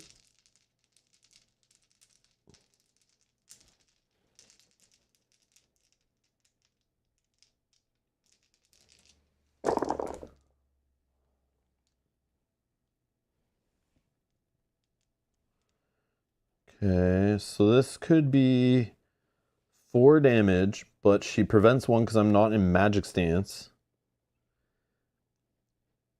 But then I could do a tenacity thing to get her, right?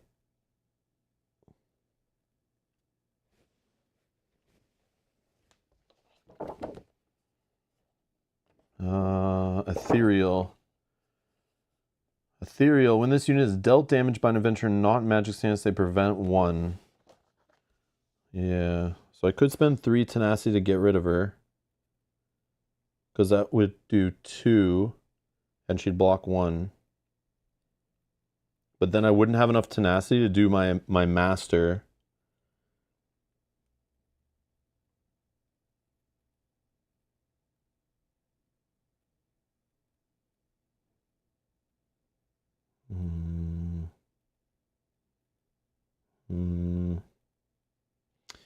Either way, these are going here.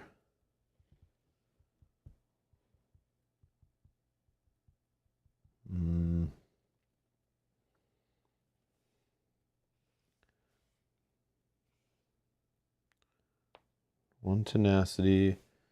So she's down to 1 health. Yeah, I can't get my master because this is a place, not a move. Mastery first, right? Overkilling her, you think? She rolls 3 dice, though. I do have this here. Yeah, let's do the master. So we'll spend 1 to do rousing speed. Move a number of hexes equal to my cooldown track. So new hex, new hex, new hex. Okay. And I heal for 1 HP, but I'm already full. Now I'm flipping this because I moved into 10 different hexes. Yeah, we need to use this arcane alacrity. Alacrity, it's, or however you say that. Alacrity.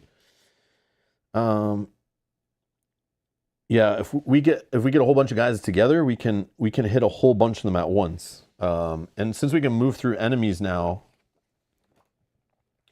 we always move through units. After you defeat an enemy, you may immediately move up to 5 hexes now. So that's the thing, okay? I'm going to have trouble remembering I can move through units. That's going to be a problem. I knew that when I read this earlier. Earlier today, I was like, yeah, I don't think I'll remember that. But we'll try. Oh, and also I have to remember this now. I have this interrupt for 2 tenacity. When you would be dealt any amount of damage, I may drain a die anywhere on my mat to prevent that damage.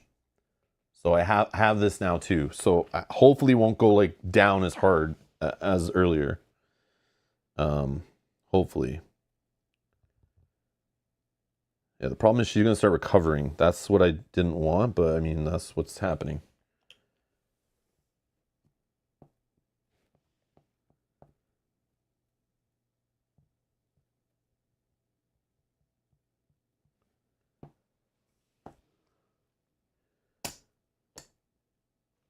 Okay. Oh yeah, round 1, right?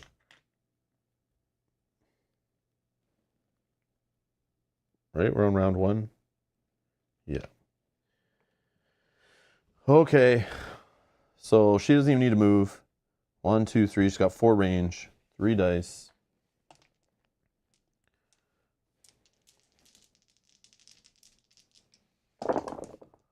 She rolls only a 1. No way. I mean, that's optional too. Do I just lose the... No, I'll do that. Okay, so then This guy can 1, 2, 3, 4. He can reach me.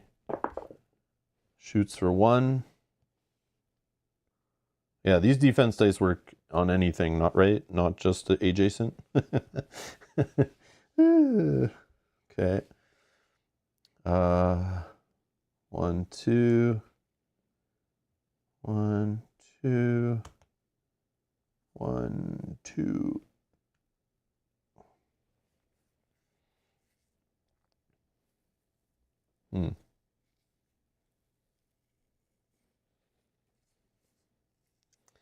Okay.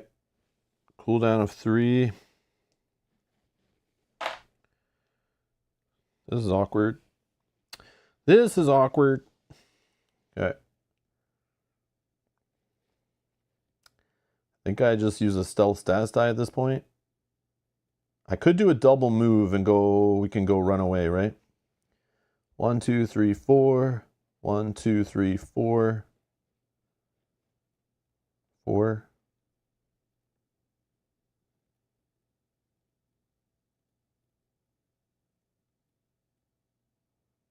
She's going to heal back up. I need to kill her, though, but I can't do anything right now. I really should have killed her when I had the chance. I knew it's going to bite me. I don't have enough to put a fear die on her either.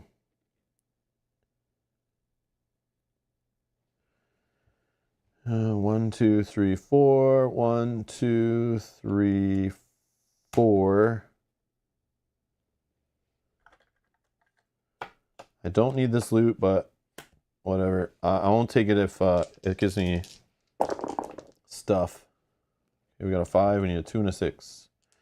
2 and a 6. 3 and a 6. I could take 1 light fatigue. I don't think I should, though. So we're looking for 2. Nope. Okay, this cycles. And this is gone. And then I'll stealth myself. Okay. Do we have any abilities or items to kill her with tenacity? No, because we let her recover 1, so I needed to do that tenacity effect right then and there. Unfortunately, it's too late now. I needed 1 more tenacity and then I could kill her, but now I'll need 2 more tenacity and it just keeps going up. Yeah. Yeah. This dagger doesn't help unless we have a white die. This is healing. This could let me perform an additional gauge, but I don't have the dice, so it doesn't matter. Okay, so we're stealthed. Enemies. So this one goes first. Yeah, it can reach me still. 3 dice. Oh no, it can't because I'm stealthed. Yeah, what am I doing? Okay. And then, yeah, technically, I mean, I'll just move them this way, but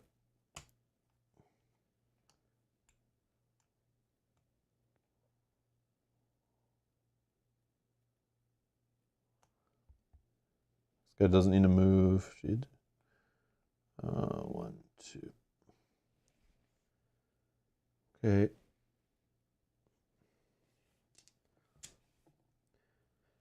Round 3.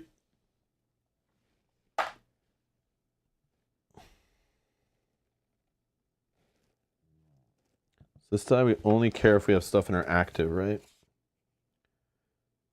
Yeah, only if we have interactive. We used it for defensive purposes. Oh yeah, I forgot her recover. Recover.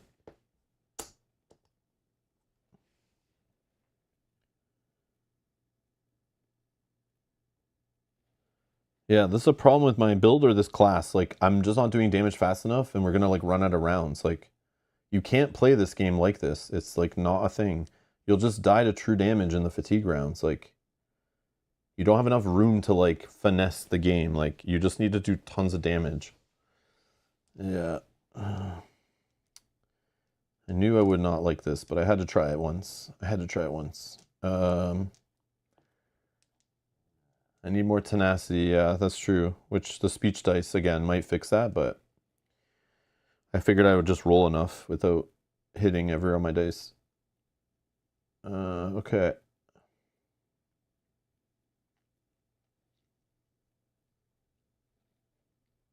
I don't think there's a point to using this. I don't have enough tenacity to resolve another recover. But I could get it if I roll it, but I don't know.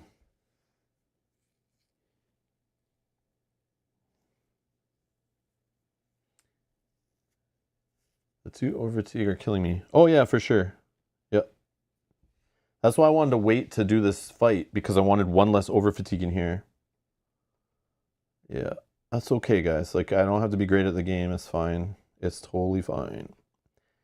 Totally fine. Just having some fun. All right.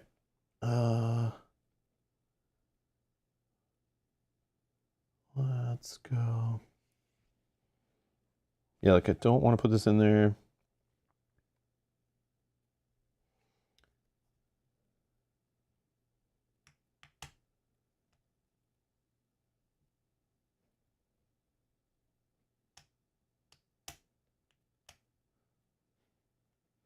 One, two, three, 4.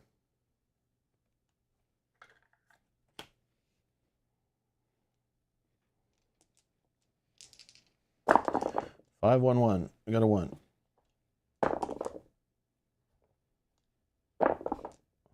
No. Okay. Enemies. She can't hit. Oh yeah, but she'll move, right? Yeah, like that. And then who do we want beside us?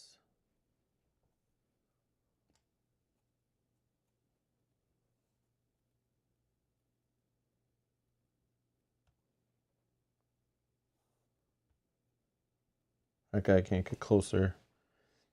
Okay. 4. Cooldown.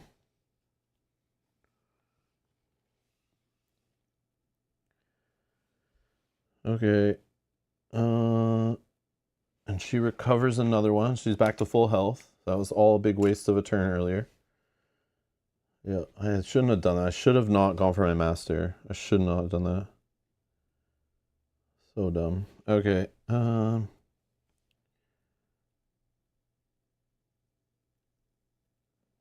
Yeah, I don't know what we're doing. Okay, so I need to kill her. That's like what needs to happen. So yeah, let's just try. Yeah, the attack all around thing again, Yogi. I need more tenacity because right now I can only do 1 damage to each of them, and this guy blocks. This guy would block. These ones would get hit by 1. She actually prevents 1 because I wouldn't be in magic stance. So yeah, it's not the greatest. I need like to make it really count. I need like 5 tenacity or something crazy. Especially with they all have high health, so it's like yeah, not gonna work. Okay, so 2 damage. She's preventing 1 because I'm not magic stance. So 1 during my turn. So that's from that. Another 1 from this. But I might do it in a different order. So this one is, let's see. This one is exhaust any number, deal 3 damage each when I exhaust to my target. Okay.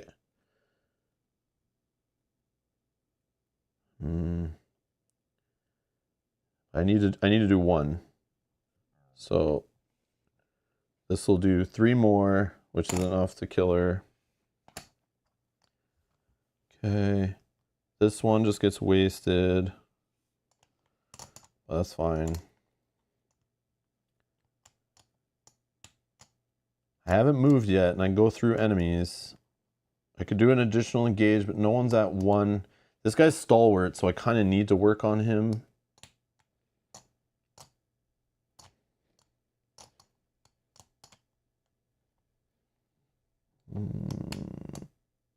And I do have this dodge idiot here too. Yeah. 1, 2, 3. Oh yeah, and I lose stealth. That's gone because I did damage. I'm going to just use the weapon attack and do a true damage to this guy.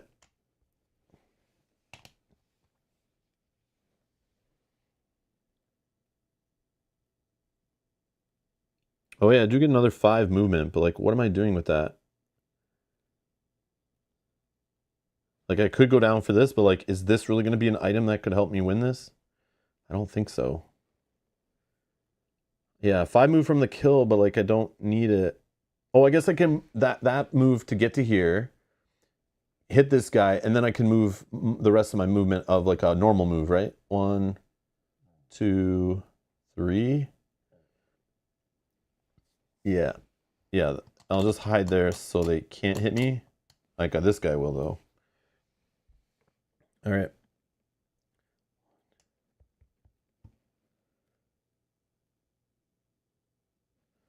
One, two, three, 4. If I go here, can he? No, he can't, right?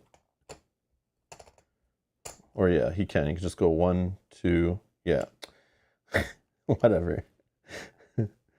1, 2, 3, 4. Sure. Whatever. Whatever. Okay. I want him here. So he rolls 1 die. Blank. Mud crab. 1, 2. 1, 2. 1, 2. Okay. I mean, we do have a healing item, so we could like maybe make this work, but yeah. Take it slow. Okay. Round 5. Cooldown.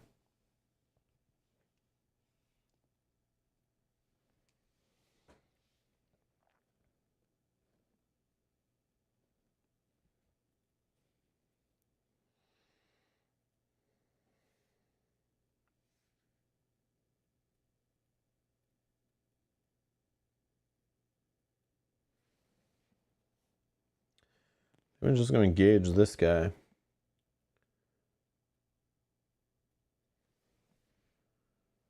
Dodge doesn't happen.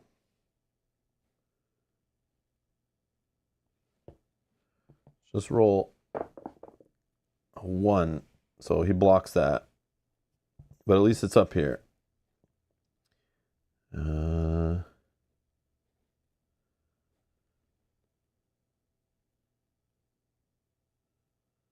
Yeah.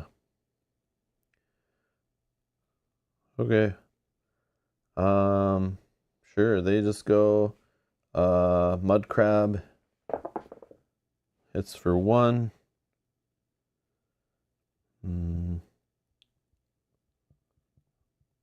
I actually think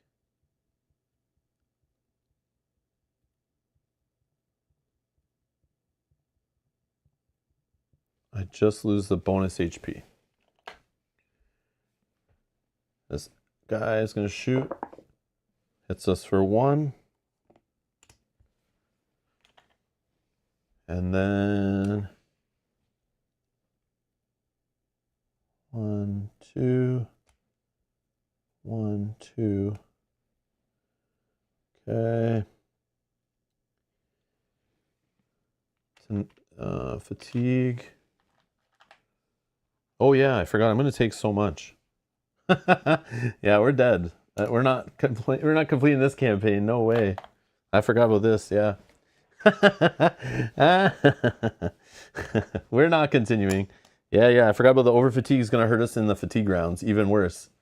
Yeah. We're dead. We're so dead. Okay. Whatever. All right.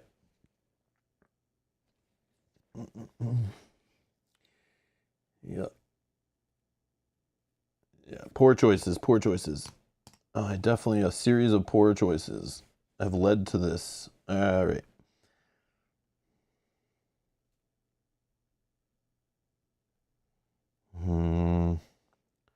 So 3 cooldown. I have no light fatigue in my cooldown track, so I have to fill that first before I could heal anyway. Yeah, this is the problem. This heal item is like not helping me yet. I would have needed to like purposely, I thought I'd purposely like just fill it when I needed to by just attempting a chest. But then what that does is it fills my bar. I heal, that's great, but then I get my dice back too late that I would just die anyway from the fatigue rounds because I just keep taking, I'll take 4 fatigue next. Like, yeah, I forgot about that being a thing, but that's okay. Whatever. Whatever. Okay, so, yeah, we can move through them to do that, but it's like not gonna save us. I literally need to kill all the enemies like right now. And yeah, that's not gonna happen, so. But we'll try. Stalwart's not going to help. I don't have enough tenacity to put a fear die on him to ignore that. Yeah, this is like solo with this build. It's like it's not enough. Like it's not enough. Even with a speech die, give me like maybe roll like 2 tenacity, 3 tenacity is like I don't think it would have been enough. Maybe it would be against these guys with no armor. Yeah, maybe. Yeah. Yeah, I definitely could have built it better and different and maybe be luckier, but you're assuming I'm not going to roll bad on those dice that I take instead, which you have to assume you will, right? So I'm not going to think that like changing the dice I got would have really done much. But maybe. Because yeah, did I really need that extra stamina? No, maybe not right now. It's this that really screwed me. It was taking the 2 tenacity on that one thing to get extra XP. Yeah, that was too greedy, and I instead said I knew it was going to be a problem, but not this big of a problem. So yeah. Anyways, let's just finish. So we're gonna go like here, and then we'll roll this against this guy, and hope we hit something cool. Yeah, see, tenacity, awesome, love it, great. So now I'm at 3 tenacity. I could place myself somewhere. Sure, right here. And then I could spend 2 of it just to do 2 damage. So 1 health off this guy, 2 off this guy. Yeah, that's not enough. Not enough. Yeah, the 1 XP greed. Yep. I would have died anyway, guys. Like, even taking that other option on that card, like, it wouldn't have changed anything. I still would have sucked. I would have had so much trouble in this scenario, I think. There's just too many enemies, and, like, I'm doing no damage. Like, I literally do no damage. I literally spend round after round just moving around the board, doing nothing to the enemies.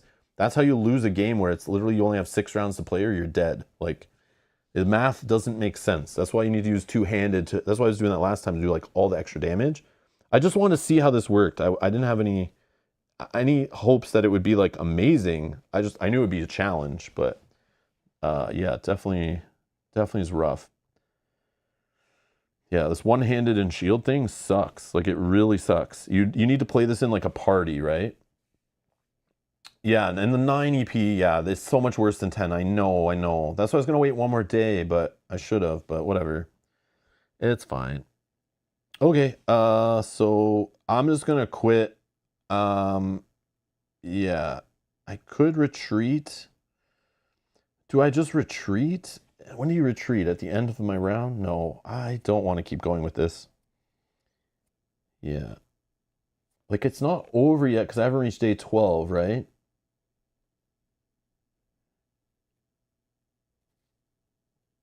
But if I die, what happens?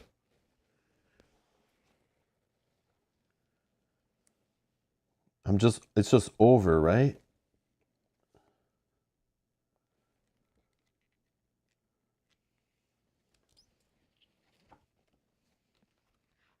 Yogi says, I played one-handed solo, just session 1 is rough. Oh, okay. I probably didn't pick the best region to do this in either, but it's okay. So what happens if I just die?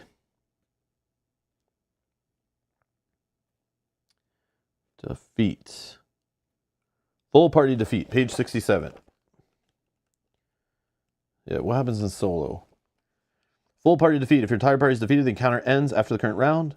Unless the party triggers its guild quest. No. Treat a full party defeat as a failed encounter and follow the steps below. Place your party token on the closest town to the party location on the overworld map. Resolve. Oh, but then the problem is I have to spend day 7 at a town. Okay, so here's what we can do. When does a retreat happen? Retreat happens when? End of a round or something? I'm not familiar with these retreat mechanics. I never retreat.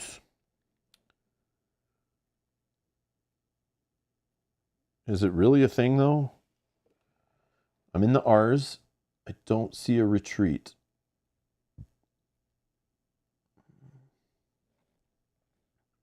Really? Retreat is missing from their index?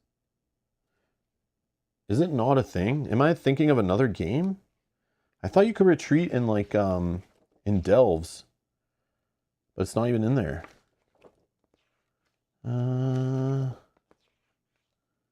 Retreating.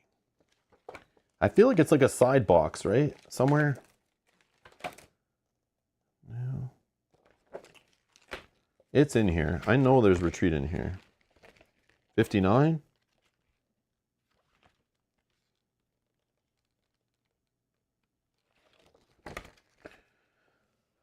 Yeah, there it is. Retreating from battle. The party may agree to retreat at the end of any round. Okay, so end of round 5, where I still had like full health.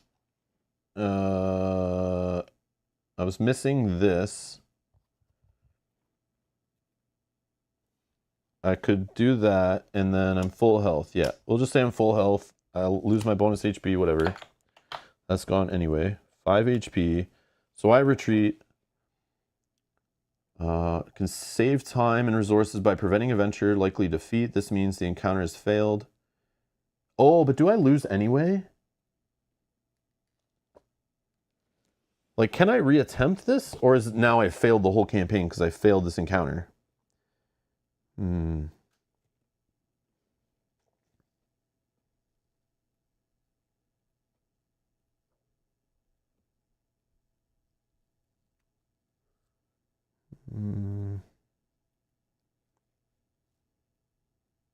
I think we're okay to keep trying, right?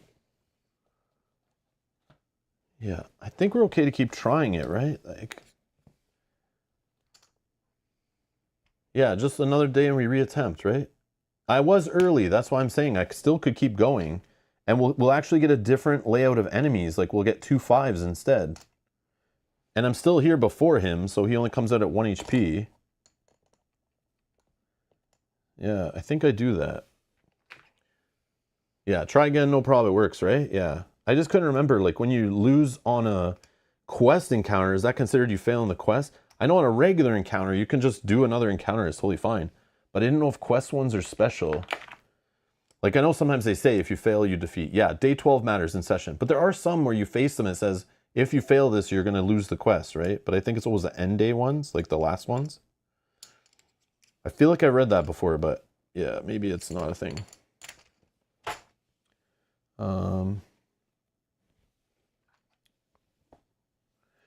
Yeah, so we'll try again. We're going to day 7. So there's like recovery and stuff that still happens, I assume. So we didn't have this. We'll have one less annoying thing here. This will go here.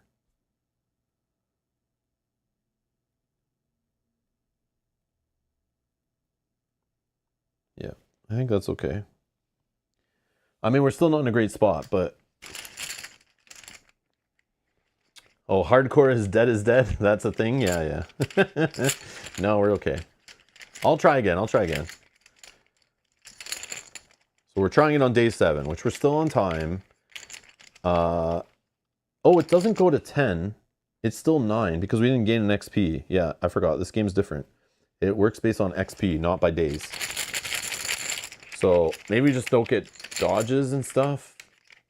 But now we have our master because that still sticks, right? Yeah, I don't know. I think we're in a bad spot either way, guys.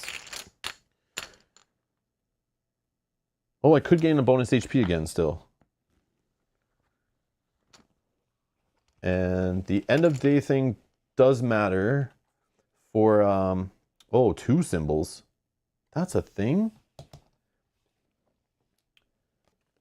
So 2 symbols mean these 2 are going up 1 each. Oh, wow. Okay. That's tricky. Very annoying. No, Dieter, I've not heard about that game. No, I've not heard about that game. Is it good? Do you like it? Okay, so first enemy is a 5. We drew a spider who's, oh my god, stalwart with 5? Yeah, like we have to put a fear die on this guy. Why do we get these guys that are like, I can't handle basic keywords? This is bad. This one, your build is so bad. I think that's the problem with true solo though, right? Is like you don't have someone in the party that can like handle when you just draw a bad skill combination. Number 2 goes here. At least this guy only rolls 2 dice, but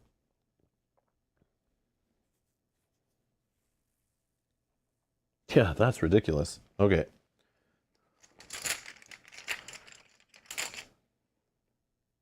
Divert. Okay. 6 health on a level 1? What? What? Yeah, we're toast. I don't even know what we're doing. Bane, okay. 4 health. Bane doesn't roll any dice, but after this unit's engage, apply a Bane status die to its unit's target. Yeah, that's fun. 2 range on it too. Yeah, okay. Oh, we got a dodging wood orc bandit, of course. Dodge, dodge, dodge, dodge, dodge, dodge. Love the dodge mechanic. And one more level 1.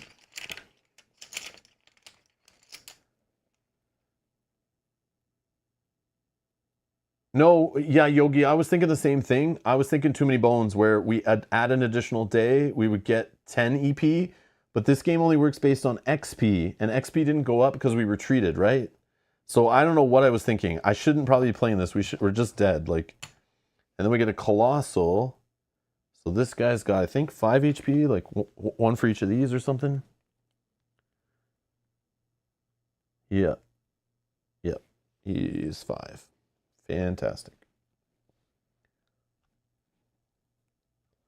Yeah, so we're like in the same problem where we just have too much damage. Like we can't output that many damage. Like it's just not going to happen. And if we're getting tenacity from missing and we're going to use our abilities, that doesn't deal that much damage. We need tenacity and to be hitting on every die, which just doesn't, it's not going to be a thing. Like it doesn't happen. So yeah. All right. And I got to waste 3 tenacity just to put a fear die on this guy because he's 5 health with stalwart. So like I can only do 1 damage to him a turn. I have this guy that has Bane. Like we can't get a Bane die on us. That's like ridiculous. And he has 1 shield. I have to do 5 damage to kill that guy. This is nuts. Yeah, this is nuts. Oh, the overtax on Iron Dagger? Let's see. All damage you deal this engage is true damage. I don't see that as the way. Don't see that as the way. That only helps us against high armored enemies, and we're not at that stage in our campaign. Literally, this guy only has 1. This guy has 1. Yeah.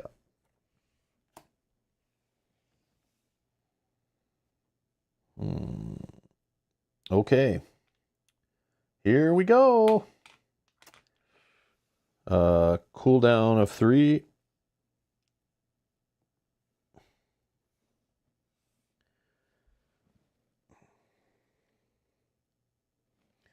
Well, we need to kill this guy. Because we don't want 3 attack dice being rolled against us, right? That's the thing. We technically have 2 ranged enemies, and it's only range 2 on this one, and range 2 on this one. That's not bad. But I need to get up into business. Okay, so you roll 1. Kill this guy. With this weapon.